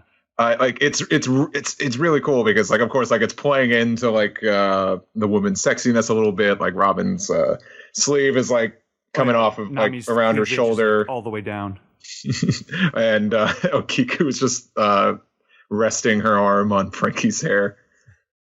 Well, too, the scene of the woman's bath, was that done the same way in the manga? Because it was like done in like a traditional Japanese art style, which I thought was really cute. It was only in dialogue in the manga, but we got the DOA thing. Mm-hmm. Yeah, so I thought that was a really nice touch to because it just, I don't know, to throw in that kind of art style. It was a lot of fun. And having been sent crashing through some buildings, Page One is now transitioning into his half human, half hybrid form, or half dino form. And so we still have not seen his human form yet, but we do have his like battle toads. Yes, for sure. Yeah, he does look a lot more like Shinsuke Nakamura now. But yeah, I'm curious what this dude's going to look like. Yeah. That brings us to the eye catch of the episode. And Sanji, so Sanji does the hand thing again, like he's trying to make it a thing. He's trying. It's just like trying to like give yourself a nickname or a catchphrase, and it's like everyone's just like, no. Yeah, you don't get to choose that stuff for yourself. Yeah, I don't know. Some people are really good. Like I've never had good usernames in my entire life on the internet and stuff, and trying to come up with names. I remember people have like said like that's like a horrible name, Steve. So. This hit a little close to home, but you know Sanji's owning it, so and I like the name. We get a cutaway to Luffy in prison. He's out of dumplings, and he's calling to Kid, asking if Kid will share some of his dumplings, but that doesn't really go anywhere in this episode. But it cuts to Orochi's party, which is still going on. Robin is sneaking around. She's looking for the poneglyph, which she's sure there must be one, considering that Wano is the origin of poneglyphs. And we get the scene where Komurasaki plays the shamisen at Orochi's behest, and she puts on the fox mask, and it's confirmed, okay, yeah, she's the shamisen player from the beginning of the arc. Considering the conversations we've had around this character's identity, I do wonder if this mask is important, like there's some transition in terms of just like the in terms of spoilery stuff from the manga. Oh, okay. I was wondering if it was like the symbolism behind it, or just or literally this mask is important. But I think it might be a plot point secretly. Mm-hmm. Yeah, well, and also the song as well. We've been talking about as well the specific song she's been playing. Robin is and the song plays throughout like most of the rest of the episode, which I really liked. And Robin is cornered by some ninjas, the Oni Wabanchu, and like it's just a lot of ninjas, just all crazy designs. I remember when they appeared in the manga, it was like, wow, Oda, you just keep making new characters. Yeah, it's like, and all those designs, and now in color. Their leader is the tall-headed man with a huge brain. His name is Fukurokuju. A very vertical brain. Long brain. he's I guess proposing like a challenge to Robin, like, oh, you have one chance to explain yourself, and if we don't like your answer, we're gonna kill you.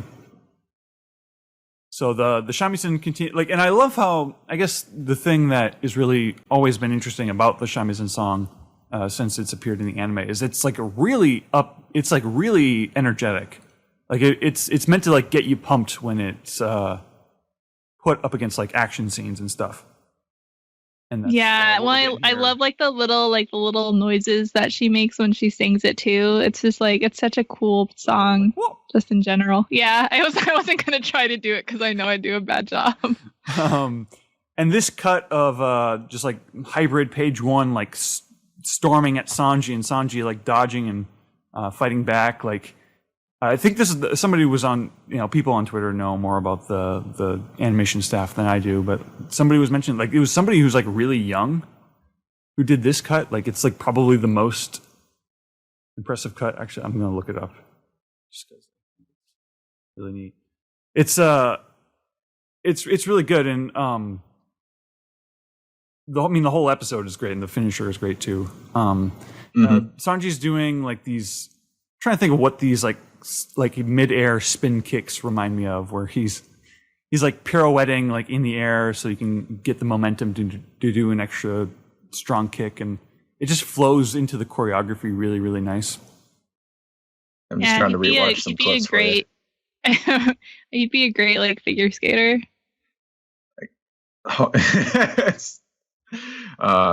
Yes. I totally, like, if there's a second season of Yuri on Ice, I could see Sanji being in there. But yeah, that big attack he does on page one, the shooting star Soba kick. I forgot he even did this in the manga, and it just like blew my mind watching this. It's just it's animated so well. I just love it. All the cool effects. The invisibility effect is done in a really cool way, and like the way he shifts between it and being like visible is like, they just really freaking knocked it out of the park.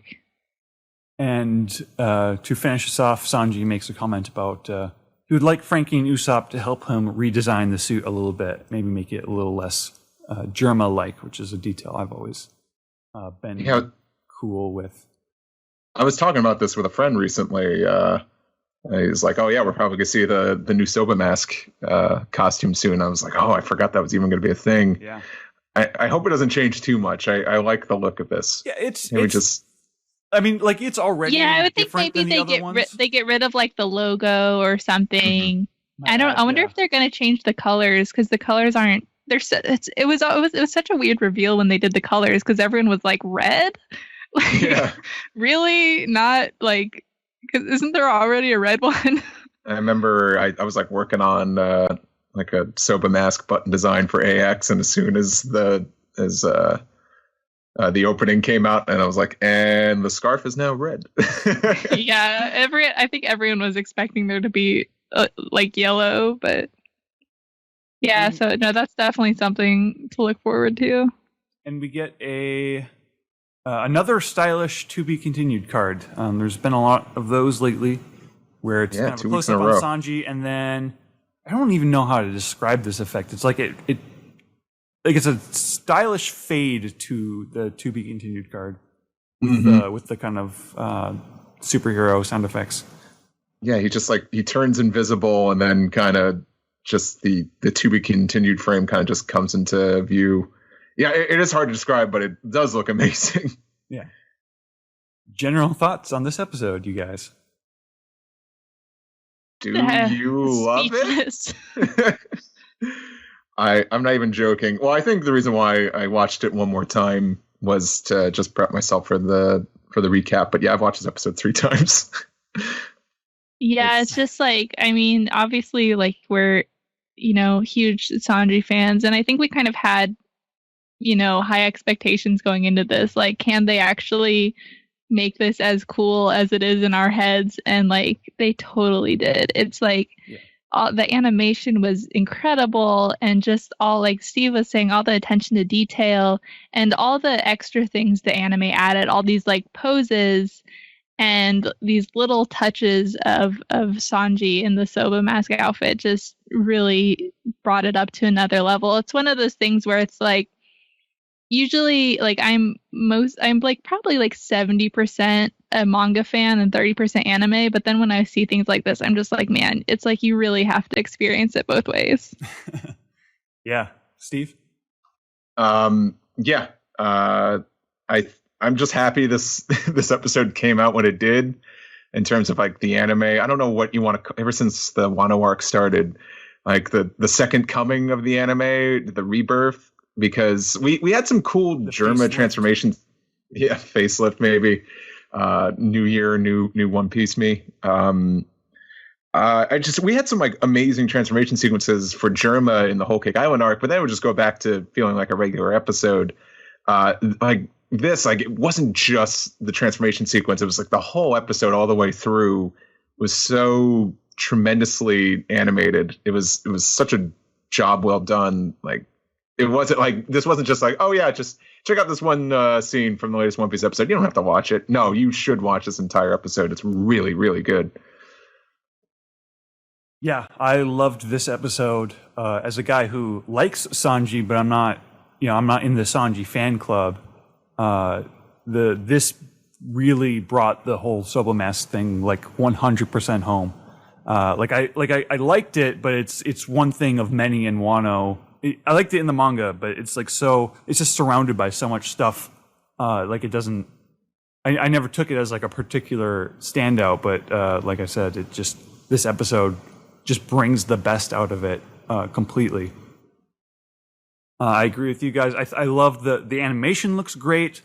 Just like how expressive the animation is, like the dorkiness of it, the stylish, cool battles of it. It's Sanji is just obviously he's a very controversial character, and this is just one of those times where it's like, man, this is what it feels like to feel great about Sanji. we feel vindicated. But yeah, I mean, honestly, it like seems like they had fun with this episode. They were like, let's just make this really cool. Let's do all these cool effects and all these funny animations. And it just seems like they were really having fun with what they could do with this character. And it just keeps building, like it's funny, then it's cool, then you get the Oniwa Banshu stuff, which is also interesting, and it adds some variety, but then you come back and the fight's still going and it's even cooler. And yeah, like totally. The pacing of this episode was like, it was just like awesome. It was just fun. Perfect episode. All the way. Yeah. And I just want to give some props to the Oniwa Banshu scene as well. I'm really happy to see all these designs animated, and I like the fact that I like that they're all very Technicolor, because it's One Piece. Like, it would be kind of dull if all of them were just in black, but I just like seeing too, especially Wano. Wano has been like so crazy with colors, and it's been awesome. I think the anime, has like been blowing our expectations out of the water, because we thought like, oh, it's based on Japan, everyone's gonna have black hair, and no, everyone has like pink hair and purple hair, and all the ninjas look like, they're the complete opposite of stealthy. Yeah. They look like a bowl of jelly beans. It's unreal, but it's great. It's One Piece. That's what makes it so special. I think Naruto's orange jumpsuit set the bar very high for stealth in anime. Anything else you guys want to get off your chest before we head off and move on to the next segment? I think I've said plenty. I don't know why you might be listening to this anime recap if you didn't watch the episode, but if you didn't watch it, treat yourself. Yeah, That's all you got to do right now. It was fantastic. Yeah, it just rocks. I can't really vocalize it any better than that. All right, sounds great. I think we can move on.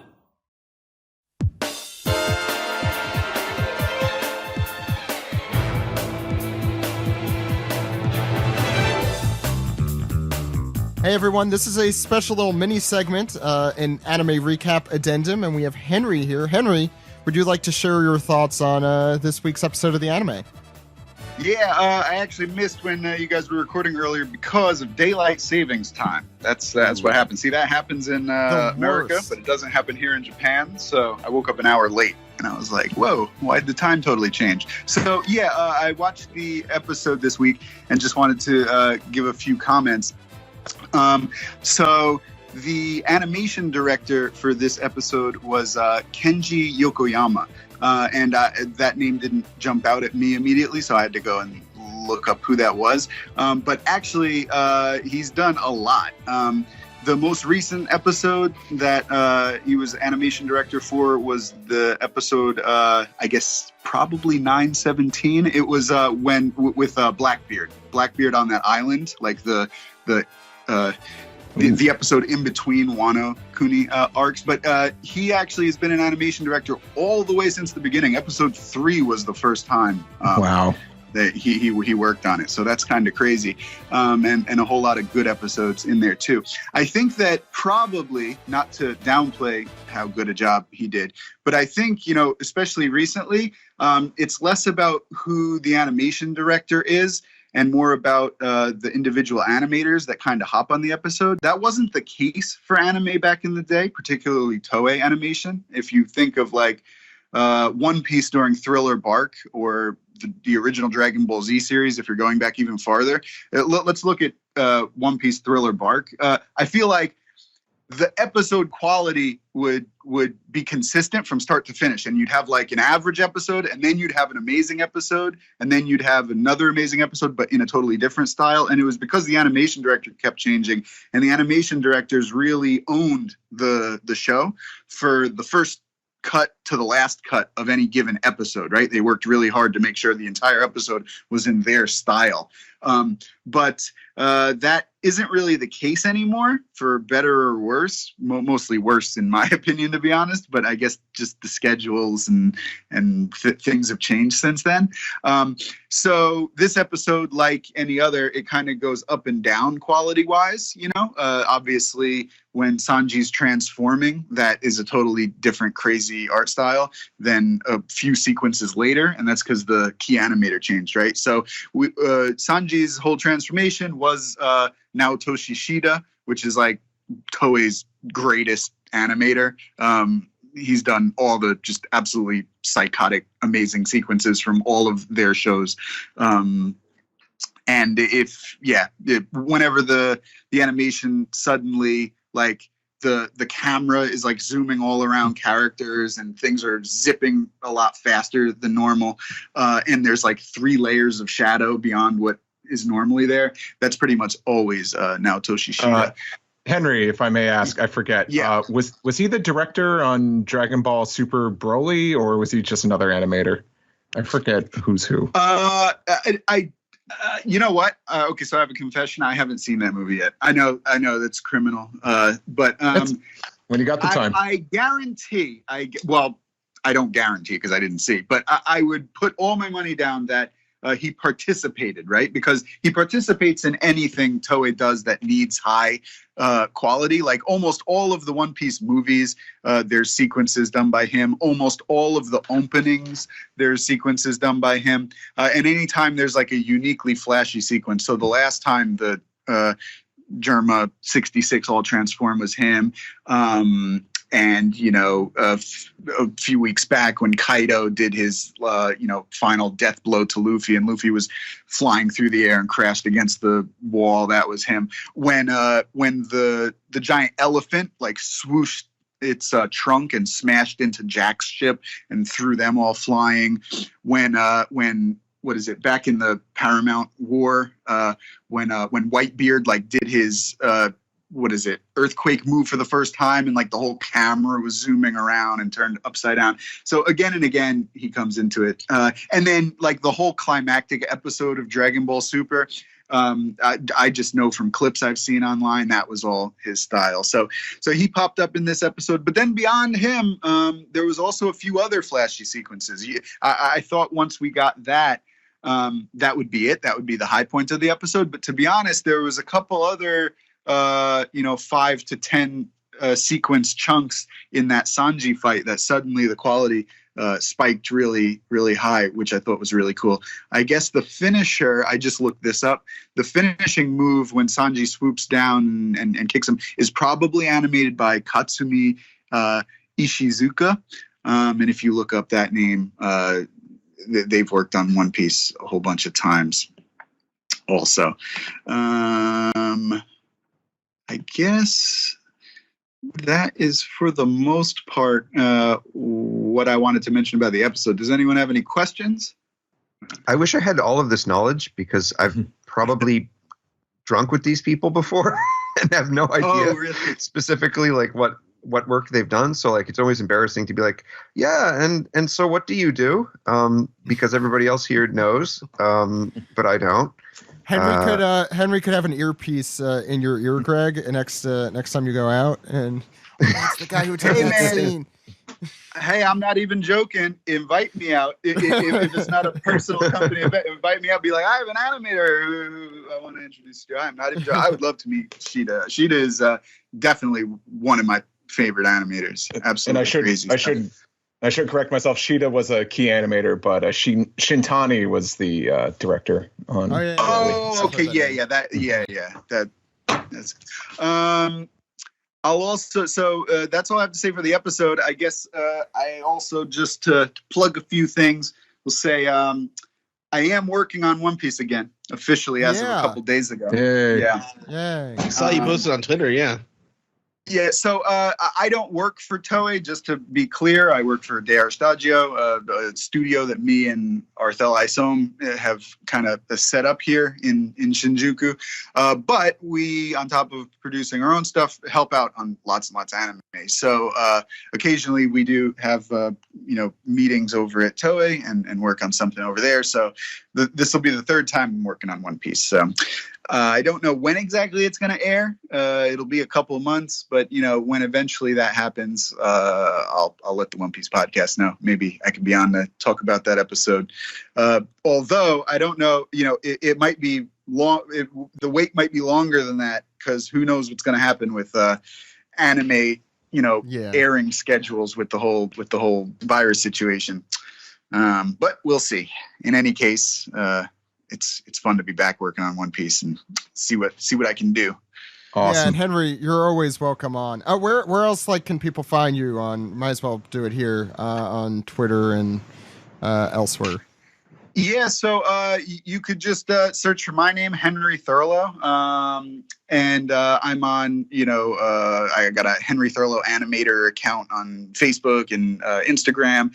Henry Thurlow just on Twitter. Twitter is probably where it's the easiest place for me to just talk to people. If you have a question, I try to answer everyone who messages me, either private message or just right there on Twitter. So if you've got a One Piece question, go ahead. I can't promise I'll get back to you in 10 seconds, but at some point I'll be sitting at my desk and I'll be like, I wonder if anyone had any question. I'll shoot some answers to you for sure. And recently I've been doing a weekly vlog with the CEO of DR Stadio. So it's me, kind of the director at the studio, and then the CEO, Arthel Isom. And we're both foreigners who work in the Japanese anime industry. So we talk about things that we think might interest fans and artists alike. So just like differences between the Western industry and the Japanese industry. Today, I think a new episode's coming out, and we're going to talk about the whole situation in Japan with the virus and its influence or our perceived influence it's having over the anime industry. And I think next week we're going to talk about specific differences in kind of work ethics between the two countries, which will probably be a controversial one because everyone will disagree about something there. But they're not long like the One Piece podcast. So anyone sitting home right now, in quarantine, like you could probably watch all of the 10, 11 episodes we have up in a couple hours. So go over and go over to either my Twitter account or Dr. Stagio's Twitter account, and we got all the links up there. You could watch all of them in the time it takes to listen to one of our episodes. I subscribe to their yeah. Subscribe to the YouTube channel. Thanks, Henry. Yep. All right. Thanks for having me on. Yeah. See you guys. See ya.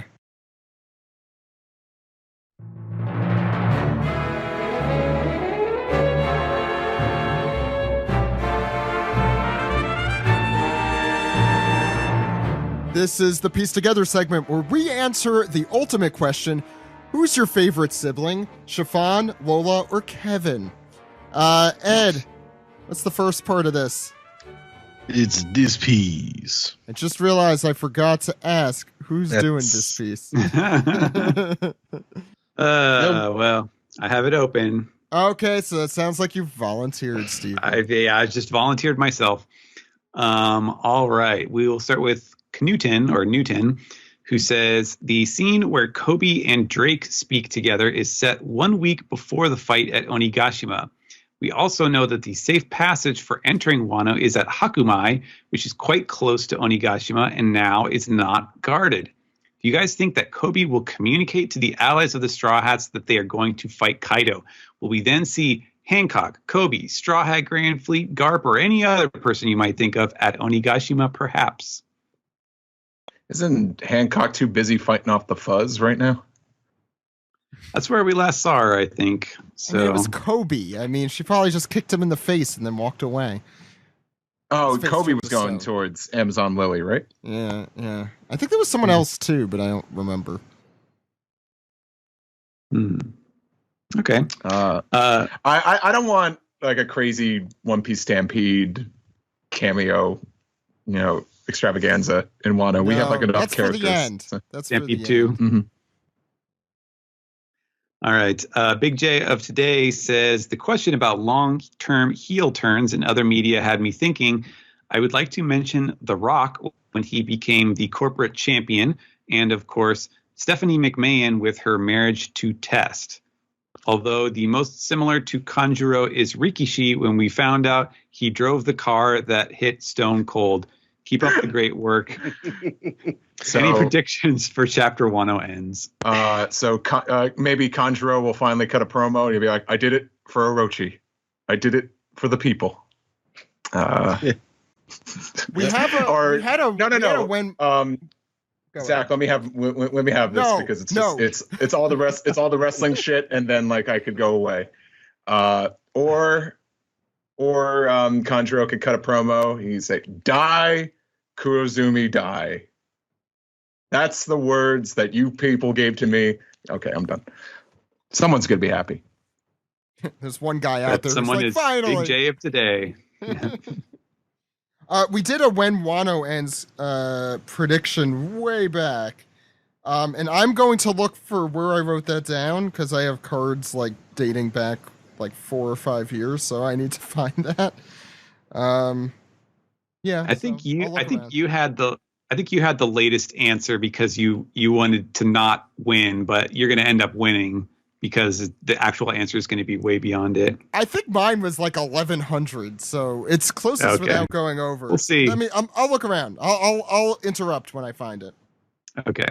Yeah. All right. Last question on Discord is from Oji-san, who says, "Yay, I called for an Akazaya reunion last week and halfway got it. Where the hell is the cat daddy? The next chapter falls on my birthday, so I guess that's how I'll celebrate. My one issue with this chapter was we ended on a supernova cliffhanger and the attacks got off-screen for the most part. I know we'll get to see them fight at some point, but that was an annoying tease. Question, we assume that Tama is going to partake in the war with her Dango and make the gifters join the alliance. Do you think she already gave Usopp some balls, or is this battle going to encompass all of Wano and she and Tenguyama get looped in?" No, Usopp got some balls back in the Arlong arc. Hey. I totally forgot about Otama, and I mean, I don't think it was ever a guarantee that she was going to get involved, but I don't know. Does her power break the series now if she could do this? I don't know if I like the idea that she can just like pop off pieces of her cheek that just are independent and can go wherever. Like she's just manufacturing an entire stockpile of biological weapons that Usopp is carrying around. That's a little weird for me. It's a little body horror. Yeah. So it's a short distance sand, is what you're saying. That's range. What I think. Yeah. Yeah. Mm-hmm. She's got. Maybe she could be the only one that could use them. Yeah. Maybe it has to be her. That seems more like it. Mm-hmm. Yeah. But that is it for this piece. So if Zach is not completely, I know. I've just been looking for index cards this whole time, but I have questions on emails. Ed, what do we call them? Emails. That's what we call them. Without Ed saying it like strong bad, I would never, which 4 people get. I would never know how to do it. First one comes from 15-year-old internet. Yeah. Yeah, it gets more and more out of date the more we do the joke. This question is for Steven. Now that we pretty much have a full view of Kinemon's visual puzzle message, how challenging was it to adapt it for the English audience? Keep practicing social distancing. Drake. Yeah, I haven't. I mean, obviously it's the sort of thing where like the it's already out in graphic novel form, so there's really no going back. And I don't know if there would be a way to like, sort of rewrite or redesign or something like that, that whole sequence. Because like I was saying during the manga recap, like it's not just that it tells you like what the plan is, but it also introduces a lot of other things that get that are unfamiliar, that get reinforced in other ways, like the concept of the animal like hours that Japanese uses traditionally to tell time and stuff like that, which do appear in other forms. And so having that like explained is really kind of crucial to make it all make sense together. And so I don't know if there really is a better way to do it. I'm just glad that like it wasn't. I'm glad that I didn't like write myself into a complete dead end with the previous scenes in a way that would make this one impossible to explain. It was only like halfway impossible. So yeah, I don't know. I feel like I escaped by the skin of my teeth in a way. Zach? I'm here. My dog didn't just somehow open the door by herself, and I had to kick her out. Anyway, next question is also for Steven. Ryan says this question is for Steven. With Samurai 8 ending today, how did it feel translating the series as a whole? And did you wish that the series would last longer? And also a One Piece question. When we see the rest of the Toby Roppo, will their devil fruits all be dinosaur models, or do you think we'll have a mix of prehistoric animals? I think that's for everyone. He says, hope you're all staying safe and washing your hands. I vote for all dinos. I would like that. Yeah, I like dinos. Yeah. That'd be awesome. Especially because then we can call them the leaping lizards like I wanted. Is it too late to change the episode title? No, I made that joke once before. Yes. Take that, scanlators. I don't get what he calls them, the leaping lizards. Sorry. I'm just throwing shade. So the question again, Steven, with Samurai 8 ending, how did you feel translating the whole series? No, well, it was a good time. Thank you, Steven. That was my question. Sorry. Steven's internet died halfway through that question somehow. Hopefully he will be back soon, and we'll ask him that again. Elias has the next question. Now that we are at chapter 975, do you have any predictions for what might happen in chapter 1000? His guess is one of two things. An emperor is defeated by Luffy for the first time, or a huge long-running mystery is revealed. Something about the Void Century, Vegapunk, Will of D. Am I getting too excited? Probably. Would love to hear your thoughts. Maybe, yeah. I would say an emperor being defeated. It's hard to call. I don't think any of us would have ever predicted like chapter 700 being, and the Flame Fruit is back. So yeah, let's say Big Mom or Kaido's taken out. So until Steven returns, we're going to go to Reddit with Ed. Oh, Steven is back. Hey, God, that was thank God. That was really weird. Well, Maddie did answer your question about how you felt about Samurai. Oh, she did? Ending. Hey, I did a really good impression of you. Oh my God! It was should I give the actual answer? We can see. Yeah, go for it right now. Yeah. Yeah. What is how close the answer was? Yeah. Well, I did. I really enjoyed getting the chance to work on it from start to finish. I know it didn't really, it never really caught on right out of the gate. And I seemed like, even though I thought it got much more interesting in the second half of what ended up being the full length, it was kind of too little too late, unfortunately. But I really enjoyed working on it, and it is kind of neat that while obviously every big action series is kind of designed to go on for as long as the creator can possibly continue it, I do think it's fun from time to time to have like shorter series that are like 5 to 10 volumes. They're much more manageable, and so if you're a Shonen Jump subscriber, you could probably read the whole series in a day or two if you were dedicated. So if you are curious, I would say check it out. And it was also just from a translation standpoint, it was really interesting because I don't think I've ever worked on anything that was as textually dense as it. And when I say that, I mean that there are, in almost every chapter, there is a scene where one character will say something, and it's like sort of like a thematic statement or a philosophical statement, and then another character will repeat that later on in a different scene in a different context. And sometimes it's in the same chapter, sometimes it's something from a previous chapter, or even from like chapter 1 or something. And so it builds up this kind of body of statements and like sort of philosophies that get reused and restated, and in a way that is really like thoughtful. I think he put a lot of work into doing that, and so it was kind of challenging, but also really fun to work on that. And it's also surprisingly, like whenever you look at the battle scenes, all of the techniques are extremely punny, and so I put some work into them. So if you are interested in that sort of thing, you can read it all on Shonen Jump. If you're a subscriber. So Maddie, that was a great impression, but Steven, do you want to give your answer still? No? Okay. Steven, it's time for Reddit. Okay. Let's see.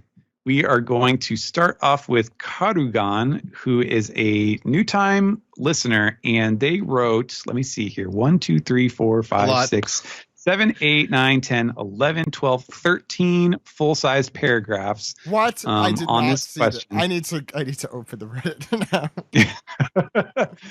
now. So yeah, holy first crap. my first piece of advice, first rule of Piece Together is always state your question as briefly as possible so that we can understand it and refer to it. And just one question at a time is best. So I'm just going to read the very first question here that they wrote, which is, do you think because they've also put a lot of work into this, but feel free to, next week there's no chapter, so you could ask a couple of these. A question. Yeah. Do you think Usopp and Frankie had the time to work on Sanji's raid suit before the big battle? I would love to see how it has changed. So I guess if after we saw it the first time, like in the anime this week, what do you think Usopp and Frankie might have done some improvements in the meantime? Definitely after rewatching this episode. Yeah, Steve and I talked a little bit about this in the anime recap too. But like we're kind of like we don't want it to change too much because it's really cool already. But part of it is just kind of removing like the Germa, like the logo on like the belt, Yeah, but, and maybe Usopp making I was gonna say Usopp and Frankie both have a tendency to go over the top. Yeah, very gaudy, and like the raid suit actually looks cool. It just needs to, no, it'd be hilarious if they make it like terrible. Yeah, like Frankie's like, well, brother, and it's like your name is Soba Mask, and you make soba noodles, so I made your entire cape out of soba noodles. What is the exhibit? That would be fun to animate. Okay. And we put a flat screen TV in your belt buckle. Another 15-year-old reference. What's next? Thanks, Zach. Black Northwind says, is it just me or is Nami wearing the armor and Zeus the helmet that Luffy wore back in chapter 959? Also, Luffy looks like a proper pirate captain with that overcoat. I don't know. Yeah, does someone need to go look at that? See if that matches up. I would not have Zeus. I was just gonna say Zeus is the star of this chapter, regardless. So it doesn't even matter. Yeah. Looks great. Yes, appearing in all of one panel, I think. Yes, the star of this chapter. He stole the entire. Guys, Zeus is great. That's all I'm saying. Next question, Steven. Brutusness says, I know it's not the only fruit to be unnamed for a while, but isn't it a little odd that Oda hasn't named kids' fruit either in dialogue, an info box, or an SBS data book? It's shown up enough times that the power seems obvious, so I'm not sure why it hasn't come up. Is that true? That's pretty crazy, actually. Yeah. He just never got around to it, I guess. Yeah, it'd be weird to go back and do it now. Yeah, sometimes. Well, I mean, sometimes it just doesn't work out. Like, you know, if he appears and the point of the scene is something else, then it doesn't get brought up. He's not just going to randomly mention his powers in a scene that doesn't make use of them. So it may be like just sort of the circumstances. I guess I could also see like maybe if Oda is doing some kind of a character twist, like a category style. Like, oh, here's the goofy side of Kid, and then maybe the name of his fruit like ties into that somehow. That could be the same sort of thing, to a reason to hide it until later. But I would guess that I'm sure we'll get it when he gets a bigger, more singular fight scene where he's actually talking about what his powers are. So yeah, we'll find out. I'm not worried about that. ACLA for Life says, can I just say I'm going to miss Kinemon after this arc? It's crazy to think that he's been with us for nearly 8 years now since Punk Hazard. He's been a funny character, and I love this chapter just adding that much more to him. As for my question, how do you think the numbers of the opposing forces will play in the battle? Oda has made it clear how many there are on each other's side and has made it a point to mention that this isn't an outright battle but a raid. We know that will probably not happen. But then how do you think the Alliance will overcome the numbers difference? I can't believe Kinemon's 8 years old. Like, we've known him for 8 years. He's such a big boy. I mean, it's One Piece. Even if you die, you don't leave the story. Like, you're still... I mean, like, Yasue has remained a very integral part of the story since he's died. Ace is still, like, the number 4 most popular character. Yeah. So, like, I think Kinemon will probably still be a pretty pivotal part of the story going forward, even. In my opinion. Was there another part to the question, Stephen? Yeah, about the how will the Alliance overcome the numbers difference? I think that's where Jinbei comes in. I think another thing that people might not be remembering is that like all of these little groups of guys are also like Oda's been making it clear that a lot of them are like real badasses. Like, he keeps talking about how the samurai of Wano are like really, they're to be feared. You don't mess with them. You don't underestimate them. And I feel like all of the samurai who matter are on the side of the alliance. Like all the aside from the named characters, like all of the Kaido's pirates and all of Orochi's forces are just like rank and file guys. Like, so I think that numerical difference isn't going to matter really when it comes to fighting. That's my guess. Good point. Yeah. Lord Nemo 593 says, "Hey OPP, do you know if Oda is aware of the term the Big Three? If you guys are unfamiliar of the term the Big Three, it's a Western term for the big three Shonen Jump manga: One Piece, Naruto, and Bleach." Is it weird at first? I thought he was talking about Luffy, Sanji, and Zoro. Yeah. The monster trio. Yeah,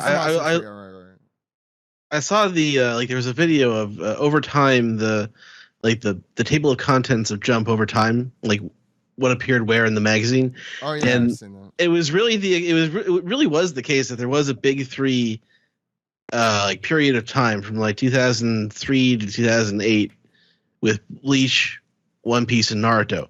Like people try to impose that framework on other eras of Jump, and it doesn't really make sense. No, like One Piece has been dominant for a long time. Wait, so those are the big three? Bleach, Yeah. One Piece, Bleach, Naruto? Naruto. Yeah. Okay, because I think when I think of J-World, it's Naruto. It was Naruto, One Piece, and Dragon Ball. So Yeah, well, this is when they were all running together. Right. Okay. week to week. Like Dragon Ball. And that was before the manga started up again. Hmm. Yeah. And yes, we do know the big three because if we go back to that Patreon podcast we recorded, we're all old. Yep. Yeah, I guess. Well, if Greg was still here, he probably could have told us if Oda knows the term the big three, but he has gone on. I don't know if is that an American concept though. I think that is a Western concept. Yeah. Yeah. I mean, also Bleach, I'll say, even though it is coming back, was much, much bigger in the West than it ever was in Japan. From what I know. Well, it was. I don't know. It was a consistent top three thing for a few years, and then when Bleach dropped off, that's when the big three stopped being a thing. I mean, to be fair, Bleach got less popular when the story got worse. So, it was more popular. That's interesting. Interesting how that happens. Mm-hmm. Go ahead. Next. Well, they're making more Bleach now, so that's good for them. All right, Ismoista says Kinemon did a homer, huh? Look in the dictionary. Oh God, yeah, that is what that. I knew that was like a familiar concept, like failing or succeeding by failing, succeeding accident. Oh, I thought it was the. Oh no, I'm thinking of a Quijibo. That was the. Quijibo is the Scrabble. It's the Scrabble. Yeah, that big Bart, dumb that Bart came. North American a big ape, dumb, yeah, or whatever. North American ape. Wow, we're really in earlier seasons of The Simpsons with these. Yeah. Let's see. Bonnie has Toki's fruit says, oh boy. In an SBS, when Oda was explaining Doflamingo and Violet's relationship, he said Dressrosa was the land of passion. Does this mean Dellinger and Rebecca gave into passion as well? Or was Kiros able to chase that high-heeled rascal away from her? Dellinger is free to comment if he would like to. What? If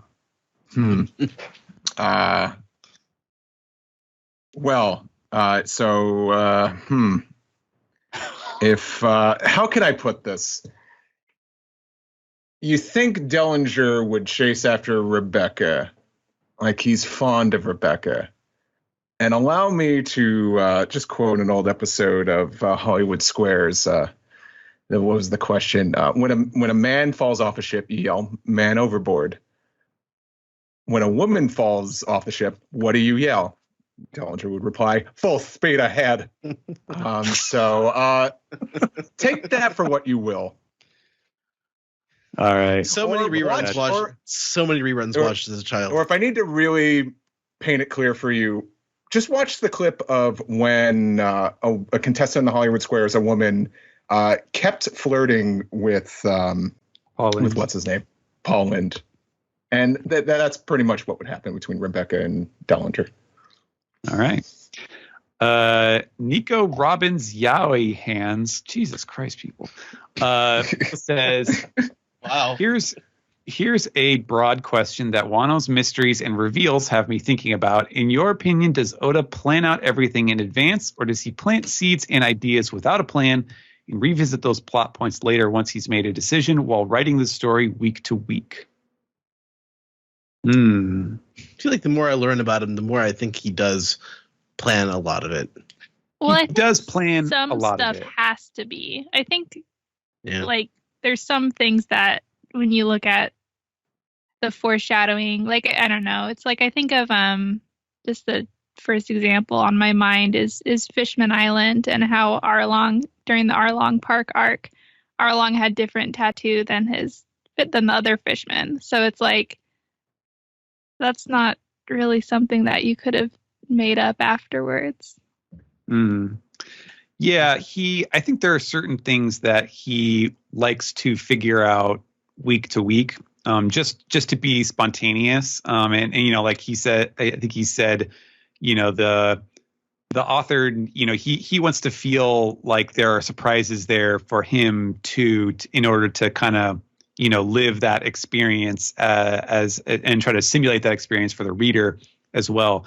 But if you pick up any of the One Piece magazines, some of them, I remember there was one in particular where they had a couple pages of his Dressrosa plot movements, and he had like the whole thing. He had like vertical columns where it was like, okay, here's like Colosseum, here's Doflamingo family, here's Straw Hats, and this, that, and he had like all these little ideas like written out, and we had arrows pointing in this direction and that, and now we go here. Here's the Colosseum. Here's the factory and stuff like that.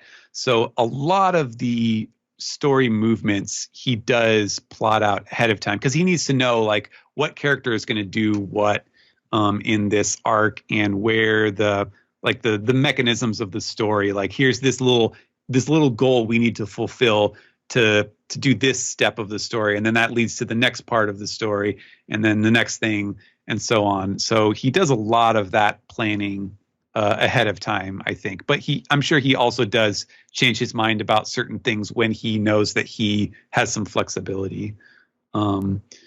As far as like bigger story, like long-term story stuff, I think it's more like he knows certain details that he wants to bring back around. And so he'll do foreshadowing, and then other things he will come up with spontaneously. I always have to watch myself because I don't know which things were publicly mentioned and which things were privately mentioned. But there's definitely like major story developments that he came up with, you know, like a week or two before they happened and things like that. So it does happen. It's a bit of both. Falcon Gales says, so if Oden is Luffy, theoretically, and Kinemon's slight obliviousness and no sense of direction make him Zoro, what member of the Akazaya 9 is parallel to each Straw Hat? Also, if you need something to read during this wild time, please go read We Never Learn. Other than One Piece, it might be my favorite ongoing series in Jump. Okay. Well, Sanji is Denjiro. Think so? Sanji is Denjiro. I think so. Yeah. Yeah. What? I don't agree. Well, like, I don't know what. Wait, explain yourself, Ed. Well, no, like the going undercover thing, the like doing the whole like double agent thing. Okay, there you go. He's like the smart one. Right. Maybe he's Frankie because he modified himself, and they both have blue hair. I'll tell you, Luffy is Luffy is Kinemon in this one chapter, but other than that, they're not very. I would say maybe like Okiku is like Chopper because they're both the most like childlike innocent. I was gonna say Okiku. It's Robin because she's the pretty one. Oh yeah. I was gonna say she's Robin because the bangs. Robin's bangs. Yes. I'm trying to think of others. Which one's Kanjuro? No, I was gonna say Jinbei is Kawamatsu. Kawamatsu, yeah, for sure. Maybe Frankie's just Kanjuro because they're both kind of freaks. That's true. But on the other hand, I don't know. Kanjuro could be Usopp. Sanji and Kinemon both have the same, issue. But Kinemon is Zoro. Because they kind of got lost. No, I know it. Kinemon is Sanji and Zoro's baby. I would say Frankie and Ashura are very similar. They feel like kind of like the old men of the group. Big muscle. Which one's Brooke? Oh, maybe he's Kanjuro. Yeah, maybe he's Kanjuro. All the Straw Hats are freaks. I mean, technically, they did say that Brooke was a yokai when he was doing his spooking the ninja stuff, and that's what they said Kanjuro was as well. That he was stealing the hair. He was a yokai, so that works. All right, it's hard. We can move on. Niver, okay, here's another category question. Niver says, what are your general One Piece / Simpsons character ships? Luffy would get Mindy, and Frankie would be another one of Stacy Lavelle's ex-husbands. I don't even remember. We get this question every week, and I don't have an answer. I get it. You think Mindy's the hottest woman in Simpsons, so naturally she goes to the main character, but Luffy would not care. Luffy would be more excited about that's the about the turkey behind the bed. Yeah, Luffy would be more excited about the turkey behind the bed. But Mindy was the one that Homer almost had an affair with. Oh, season 2. No, season 5, I think. Really? Okay. Yeah, it's 5 or 6. Yeah. So I ship Luffy with the turkey behind the bed. Ship. Who do I ship? Ship. Let's see. I ship the Skinner would try. And what? The car? The pink car? No, the rowboat that Bart's soul needs to get across. I don't know. When you said Skinner, I immediately imagined Lola, because I thought of Lola and Chiffon as Patty and Selma. Yeah, that's true. I would ship Bellamy with Hank Scorpio because he really just needs someone to follow. I want Bellamy to have a big Hank Scorpio tattoo on his chest. Yeah. Yes, Mr. Scorpio. Why did you get that? You don't have to do that. You're going too far, Bellamy. Yeah. We offer very good health care here. Yeah. Let's we even cover tattoo removal. What's next? All right. Last question on Reddit. Puma Dink. Let's see. There was so this is kind of for Steve and Maddie. Since I know they are both artists and Sanji connoisseurs, what are your thoughts on the animation regarding this week's Soba Mask scenes and transformation? What were your favorite parts, or were there certain scenes you felt looked best? Well, I think they already kind of covered this in the anime recap, but my favorite 2 scenes are his little hair coif when it goes boop like a little ice cream, and when he's doing all the posing in front of the Soba background, being a big old nerd, because I just really like his hand movements on that. His chopstick fingers. That is also very good. I enjoy all the hand movements, the miming of eating soba, and I really like the big kick he delivers to page 1 towards the end of the episode. It's really great. I agree with everything you guys just said. No. It's Alex. Is that Alex? Yes, it's me. I'm back. You're very quiet. Oh. It's Is because that I'm all, not. Stephen? Yeah. That's it for Reddit. Ed, Steve. Actually, since I'm such a great improviser, I had more time to think about the Dellinger answer. And if Dellinger were to fall around Rebecca, the only thing I could possibly imagine him saying to her is probably, if she was like going through like all her old clothes and she still had that red Sonia, metal bikini, I could just see Dellinger showing and be like, I'll take that. And that's it. Ed, it's time too. Peace the tweet. Yeah. I thought you almost time forgot. To peace. I had to keep you waiting. Yeah.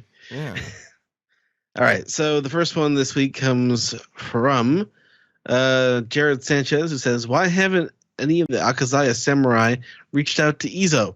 I don't think they have mentioned him once, and not only that, they sent Cat Viper to go find Marco." It's a good question. I don't. They Izo chose to stay with Whitebeard. That was a long time ago at this point. I felt like that was. I that's one of my complaints about the flashback was that felt he could so. Come back at this point because he could. I think Marco is with Cat Viper. Mm-hmm. I think if Izo does show up again, it'd be good. But otherwise, if he doesn't, I feel like Izo didn't have to be tied to Wano. Just my opinion. Yeah, I don't think that answers the question at all. The isolation of Wano is a huge thing too. Like, I don't think it's not like they could just like jump out and go find Izo. I mean, if they had happened to run across him when they were when Kinemon's group was leaving, and then they ended up finding the Straw Hats instead, that would be one thing. But I don't think they really have the means to actually go out and get him until all of the other reinforcements came already. So if he's still alive, if Weevil didn't take him out. Okay. Next one comes from 91 Ryan, who says, "So the Pompadour comes off. Huh. So if the Straw Hats each had a stand, which stand would they get? You can't think of a stand for someone, you can let them use Hamon instead." So it's JoJo's question. What stands for the Straw Hats? I don't think Luffy's disciplined enough to. Well, he knows hockey. So if a stand, I'm just gonna go names. It'd be too long to figure out powers. Luffy's stand would be Rubber Band Man. Let's see. Usopp's stand would be Little Lies by Fleetwood Mac. Or Don't Get Fooled Again.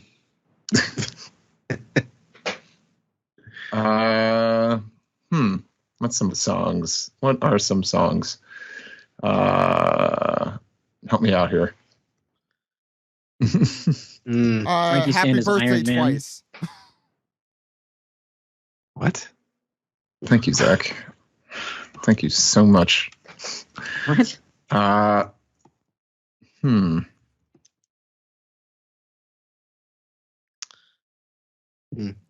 We're so good at this. You want to go to the next question, Ed?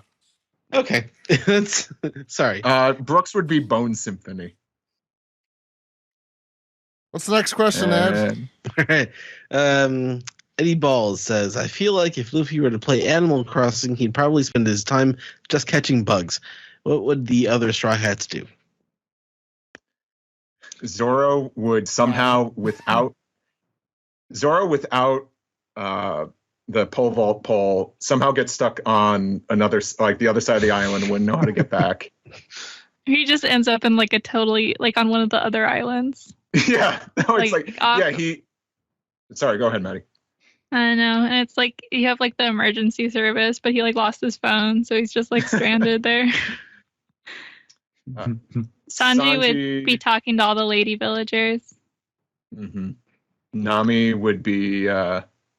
Nami would be the new Tom Nook. She'd take over. Yeah, she would be lending money to Tom Nook to put him in debt. Yeah, Nami would be the only one to get one over on Tom Nook for sure. Robin would get a part-time job at the museum working with Blathers. Yeah. Yeah. Frankie would build everything. Yeah, he's like the DIY guy. He'd take over the DIY stuff.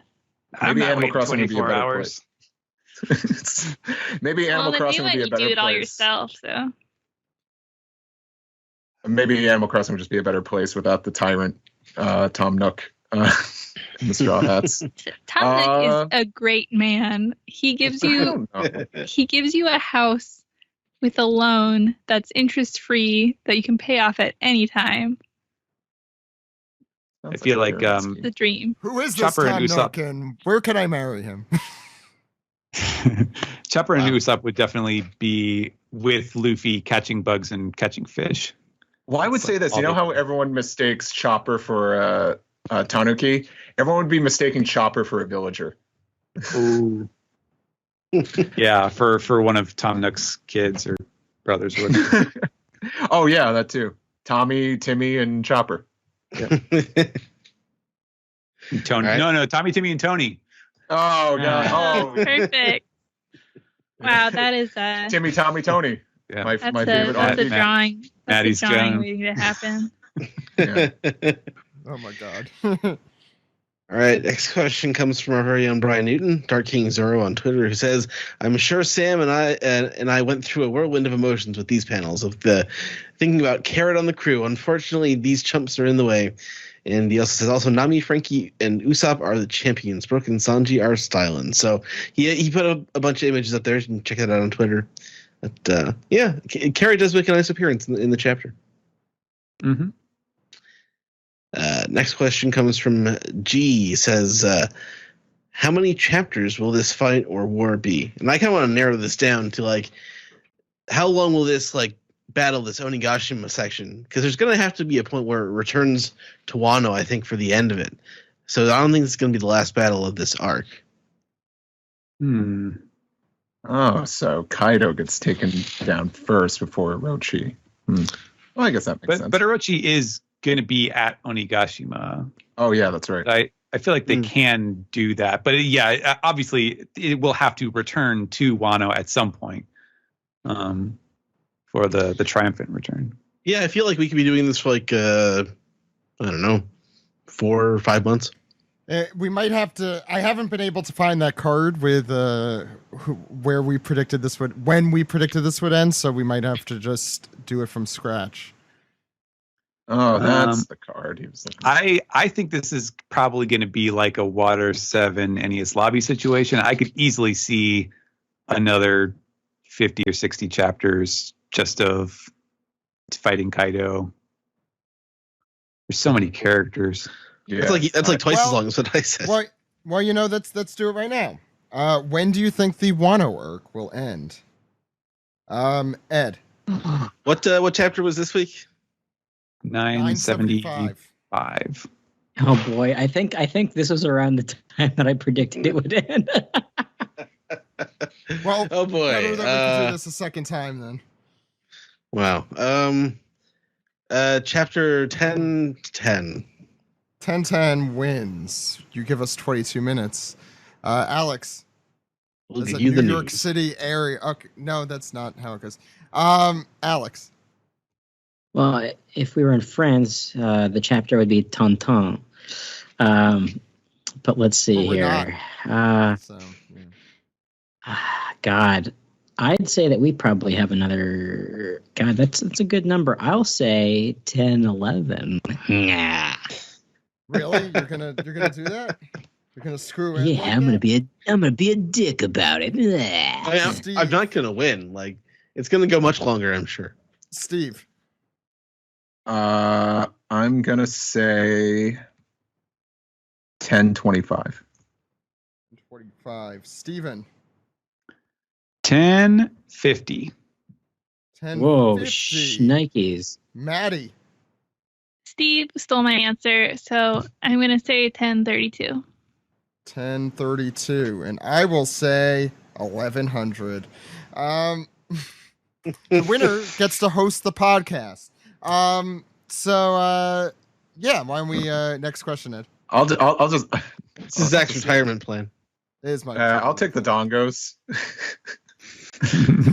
I'll take. Boy, I or- can't wait to bomb some Dodongos. If we guess the answer right, does Zach have to give us that exact number of? It's like the jelly bean jar. You have to give us the exact number of dongos as the number of chapters. Or what was the Dongo. fish stuff again? What was Taiyaki. Taiyaki. That stuff's Yeah. delicious. Taiyaki. Oh. Yeah. Yeah, taiyaki. I'd rather have taiyaki than dongo. So you want Take 100%. 1,025 taiyaki. Yeah, yes, directly in his face. At the same time. Also a good drawing, by the way. It would just look like that Homer with the 1,000 cigarettes in his mouth. Oh, except yeah. it's just The One taiyaki. Piece- the I One was Piece- thinking of the one where he's in hell with the donut machine. Oh, also good. Also good. The One Piece fans will love me on Twitter for doing self-indulgent art. All right, last question comes from Glue Glue Raptor, who says, do you think Crocodile had some kind of contact with Kaido? Maybe he is the one who gave Bon Clay the fruit, and both Crocodile and Kaido had some kind of grudge and wanted to kill Whitebeard during Marineford. Yeah, the question of Bon Clay, how Bon Clay got that fruit, is very vexing. Yeah. He's from Wano. Yeah. He is really tall. Bon Clay is really tall. Interesting. A lot of think- people are really tall. Yeah, I was going to say, Yeah, do you think height Kozuki, really yeah. has anything to do with anything? Kozuki Kozuki Bentham. Clay. Kozuki Clay. Probably not. Godzilla and Yeah. with Kozilla and Kozuki. So that's it for Piece Together. Thank you, Ed. Why don't we round off and do a bit of trivia? All right.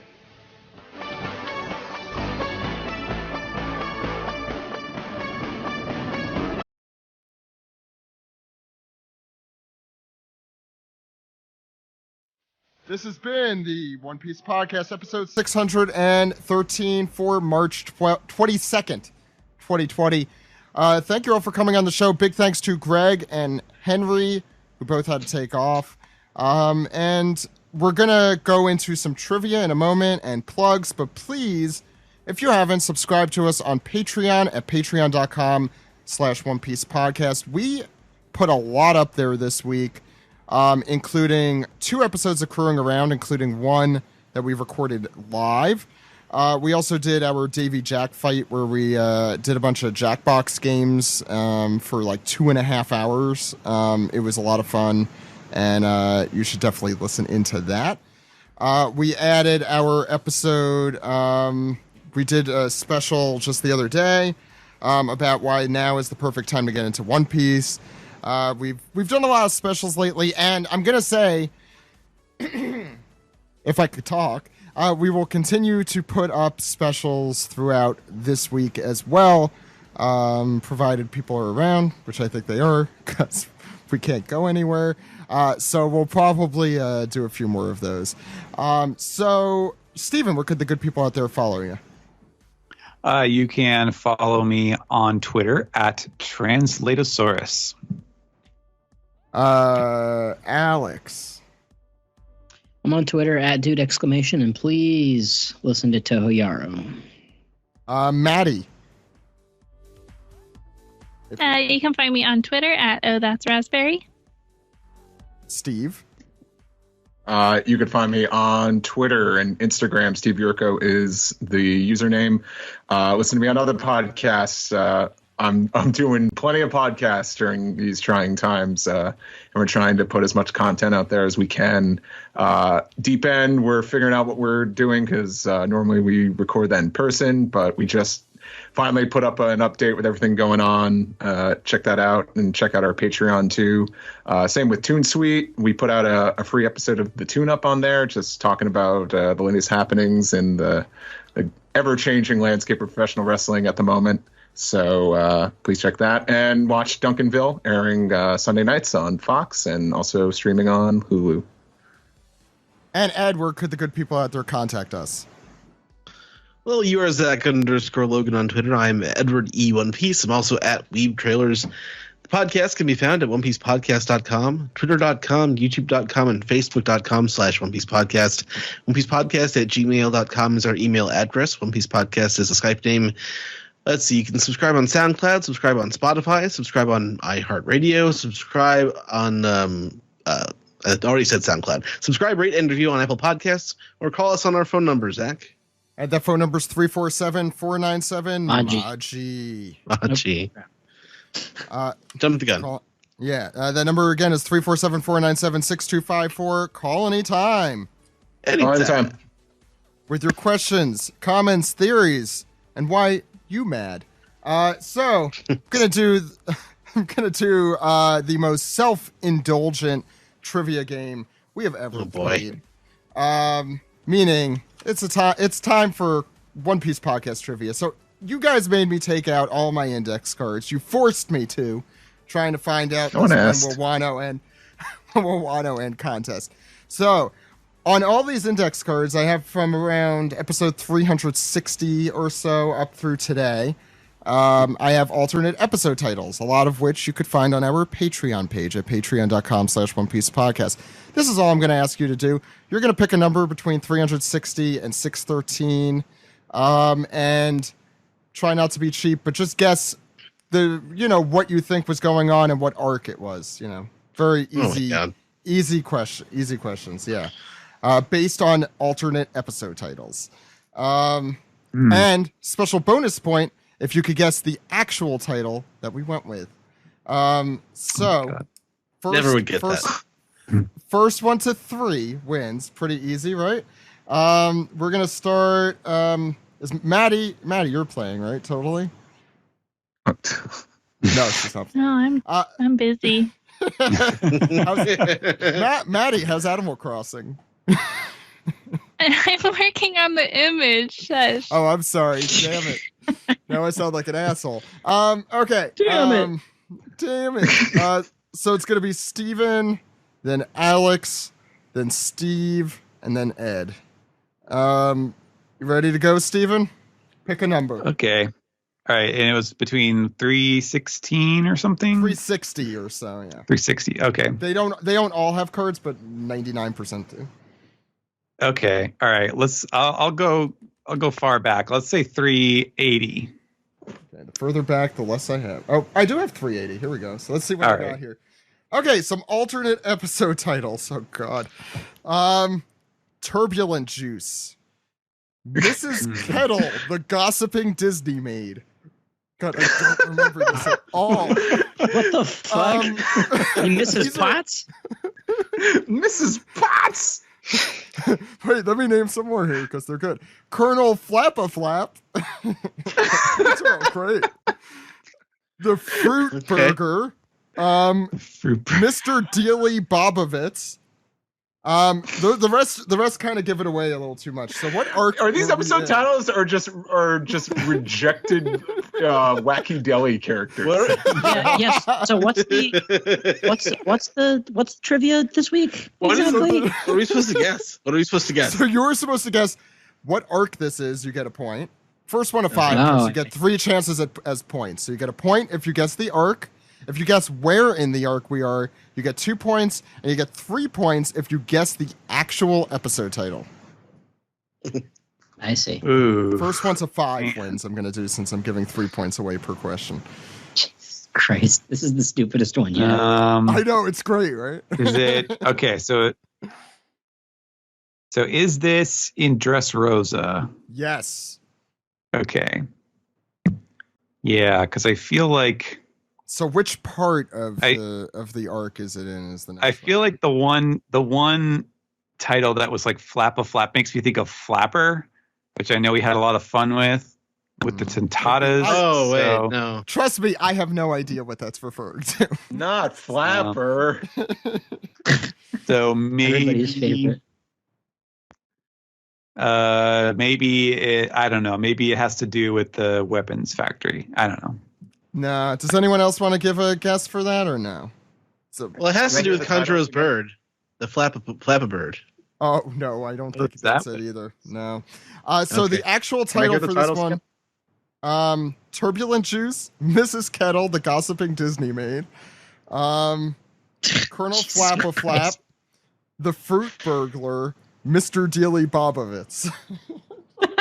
Oh, the Fruit Burglar. I thought you said Fruit burger. Yeah, I heard that too. The fruit burglar is somebody who tricks me into becoming their best friend on Animal Crossing and then coming over and stealing all my fucking fruit. So does anyone actually have? Yeah, Steve, No. you could steal it if you want. This is.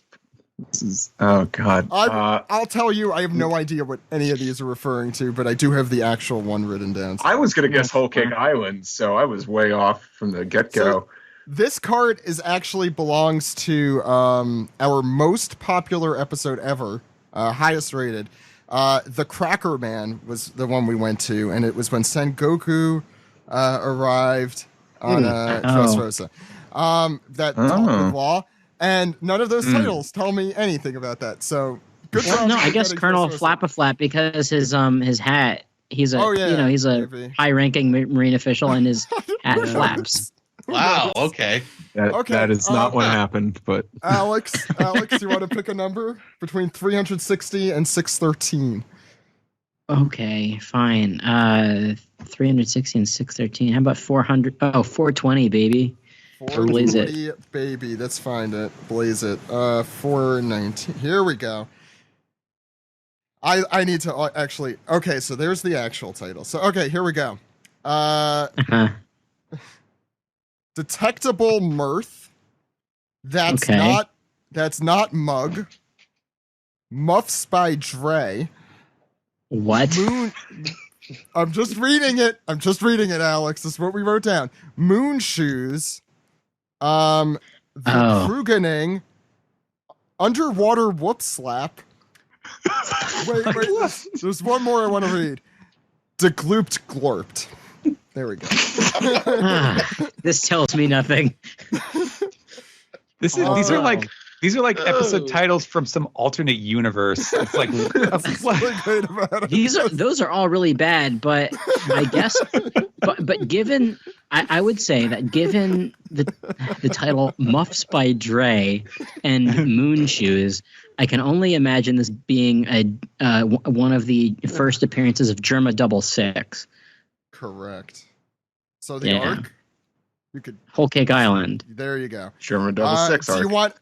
Do you want to guess the actual episode title? Is it Sanji? No, it's not Sanji Vape Smoke. It's after that though. I don't know. Does anyone else want to guess? I like this title a lot, and I think no, I'd rather move on. Than all the rest. Yeah. Is it stabbed to the heart? I wish. The answer is Champions of Family Double Dare. I love that one. It's a great title. It's a great title. Okay. Steve. Your turn? Pick a number 360? Between 360 and 613. You're guessing 360?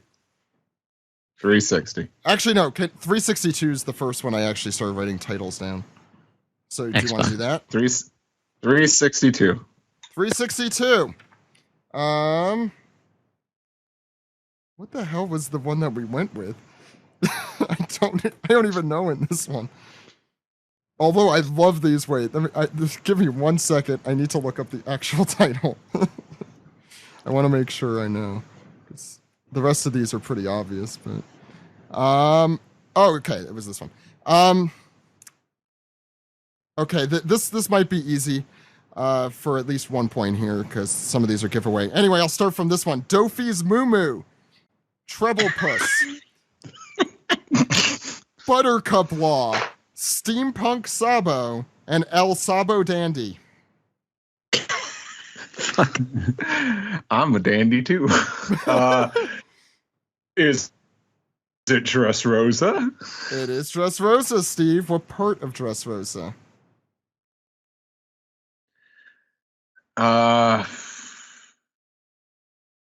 Because we got a treble, we got Dofi's Moo Moo Sab.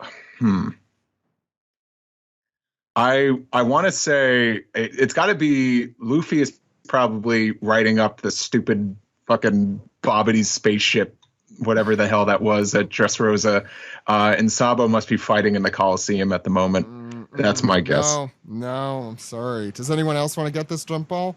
I know what it is. What is it? It's the final fight. I mean, not the final fight, but it's the team up fight against Doflamingo and Trouble. Yeah. I'm And the gonna give that episode 2 and the real points. episode title is Goop Troop Bloop Blorp. No, it isn't. No, it's not. The real one is Trafalgar Bra. Eh, Yeah, we've had better. what's the score? The score right now, Steven has 1, Alex has 3, Steve has 1. Ed, it is your turn. Okay. I'll do 388. Doing the old ones. 3, 8, Yeah, why not? 8. Pick 87 or 89, because I do not have one for 88. 89. Okay, what was the actual one? Oh, okay. Here we go. This one is going to be a weird one. Cuddy Flamberg. Flim Flam. Purple Tiger Hidden Dragon. Lomi and the Gang. Wait. No, what was that last one? Yeah. Lomi and the Gang. Like Bertone. One more time. What? Lomi and the Gang. What did you think I said? Okay. I know what you What I said. heard. What did you hear? I don't even want to know. Chekhov's Suitcase. Go down to Buggy Town. The Buggy Special. Emoji. And Bartolomeo in the Streets. Greg in the Sheets. This is the very end of Dressrosa. And is this when Buggy finds out that the Giants resigned from his pirates? Let me That's get what the I was going to actual say one. too. Yeah. I think you're right. Do you want to try the actual episode title? I don't think you're gonna get this. Let's see. That's no, I don't know. I just want to make sure. So I'm very torn. So you kind of got the part. I'll give you 2 points because it's actually the very beginning of Zoe. It's the first chapter of Zoe. The actual answer, Operation Dumbo Droppings. Oh, yeah. Okay. Steven, pick a number. Scores Okay, 1 let's to 3 go. and 1 to 2. Let's say 515. 15. Okay. Here we go. Oh my god. Did we go with that one? Wait, let me just double check. I think we did go with that one, but I just need to make sure because it's ridiculous. Okay, This is good. so Let's just relitigate all our old fights about which okay. episode title to use. Here we go. 515. She got creamed. Back from Veggie Island. Ugh. See something. Don't say anything. Spit take Sunny. No judges. Why are you being such an Umi bozo? And Jinbei, Minister of Kurds and Whey. Wow. Yeah, this is at the very end of Whole Cake Island. And I want to say it's the one where it turns out that it's just after the Bad End musical where it's revealed that Watatsumi swallowed the Sunny to save it from the bombardment. You could get this. What is the episode title for this? Oh, that's the one I don't know. I know it. I know what that one is. If it wasn't let Alex steal if right. you can't figure it out, Steven. Yeah. I mean, I'm sure this isn't the actual answer because it was already listed on there, but it was Big Mom's about to get creamed. That's the only one that I would think of. Alex, do you want to go for it? It's the shape of Watatsumi. It is the shape. Oh, it was. Yes. Good Nice. job. Okay. That's some My memory. finest Photoshop work. That's why you remember. Alex, pick a number for the win. You have 4 points. I just want to say that was the one with the oatmeal question with Jinbei, and that was the first time I did fan art for you guys. Yeah. Oh, I Wow. thought the oven. Yeah. I thought I'm oven was the first time. Was that before or was that after? That was before. It's one of the Well. first ones. I remember the Either oatmeal way. one. Stop ruining my precious memories. So if this was the episode where Maddie made the Jinbei oatmeal art, that means she wins. That's it. It's over now. I'll give Maddie a point. I'll give Maddie. No, we're almost done. Alex only needs 1 more point. Pick a number, Alex. Great. But between what? How about 552? 552. It's 550. Ugh, do I not? I don't know if I have 552. All right. Pick another number. 550. 550. Can I give? God. Just give me a random one. I don't care. Okay, I'm gonna give you. I'm gonna give you 544. That's fine. The hell? Oh, okay. 544. Here are your alternate episode titles. How do you like them, Dragon Balls? Shootin' Mango. The Fundamental Principles of Reality. Interesting. Don't remember that one. Don't Drink and Dragon. And Malibu AC. I either wasn't on that episode or I forgot about that title. That's funny. Yeah, I don't remember that one at all. So this is the bit where Dragon Kaido's in town. He's drunk as fuck, and he's asking shoot. This is what Henry animated. Yeah, this is what Henry animated. Oh exactly. Yeah, that's this one. Yeah. It's in Wano, obviously, and it's before he blows up the cast, or after he blows up the cast. But for extra kudos, do you want to try and get the actual name for this episode? Oh God, I don't know if I was on that one, so I don't know what it was. Anyone? Nope. Oh God. Can I guess, Steve? Do it. You could do Trafalgar Lawfully Married. No, that's a good one. That's one of my favorite Maddie images. He's so happy they got married. I'm trying to think because I remember Malibu AC. Yeah, me too. And it said, and he says, "Don't ask me, I'm dead."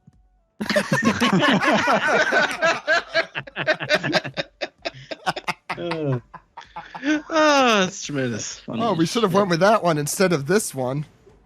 No, do you want to guess? Which is? We actually just referenced it recently because there is regular legs Kaido, but this was baby legs Kaido. Oh, baby legs Kaido.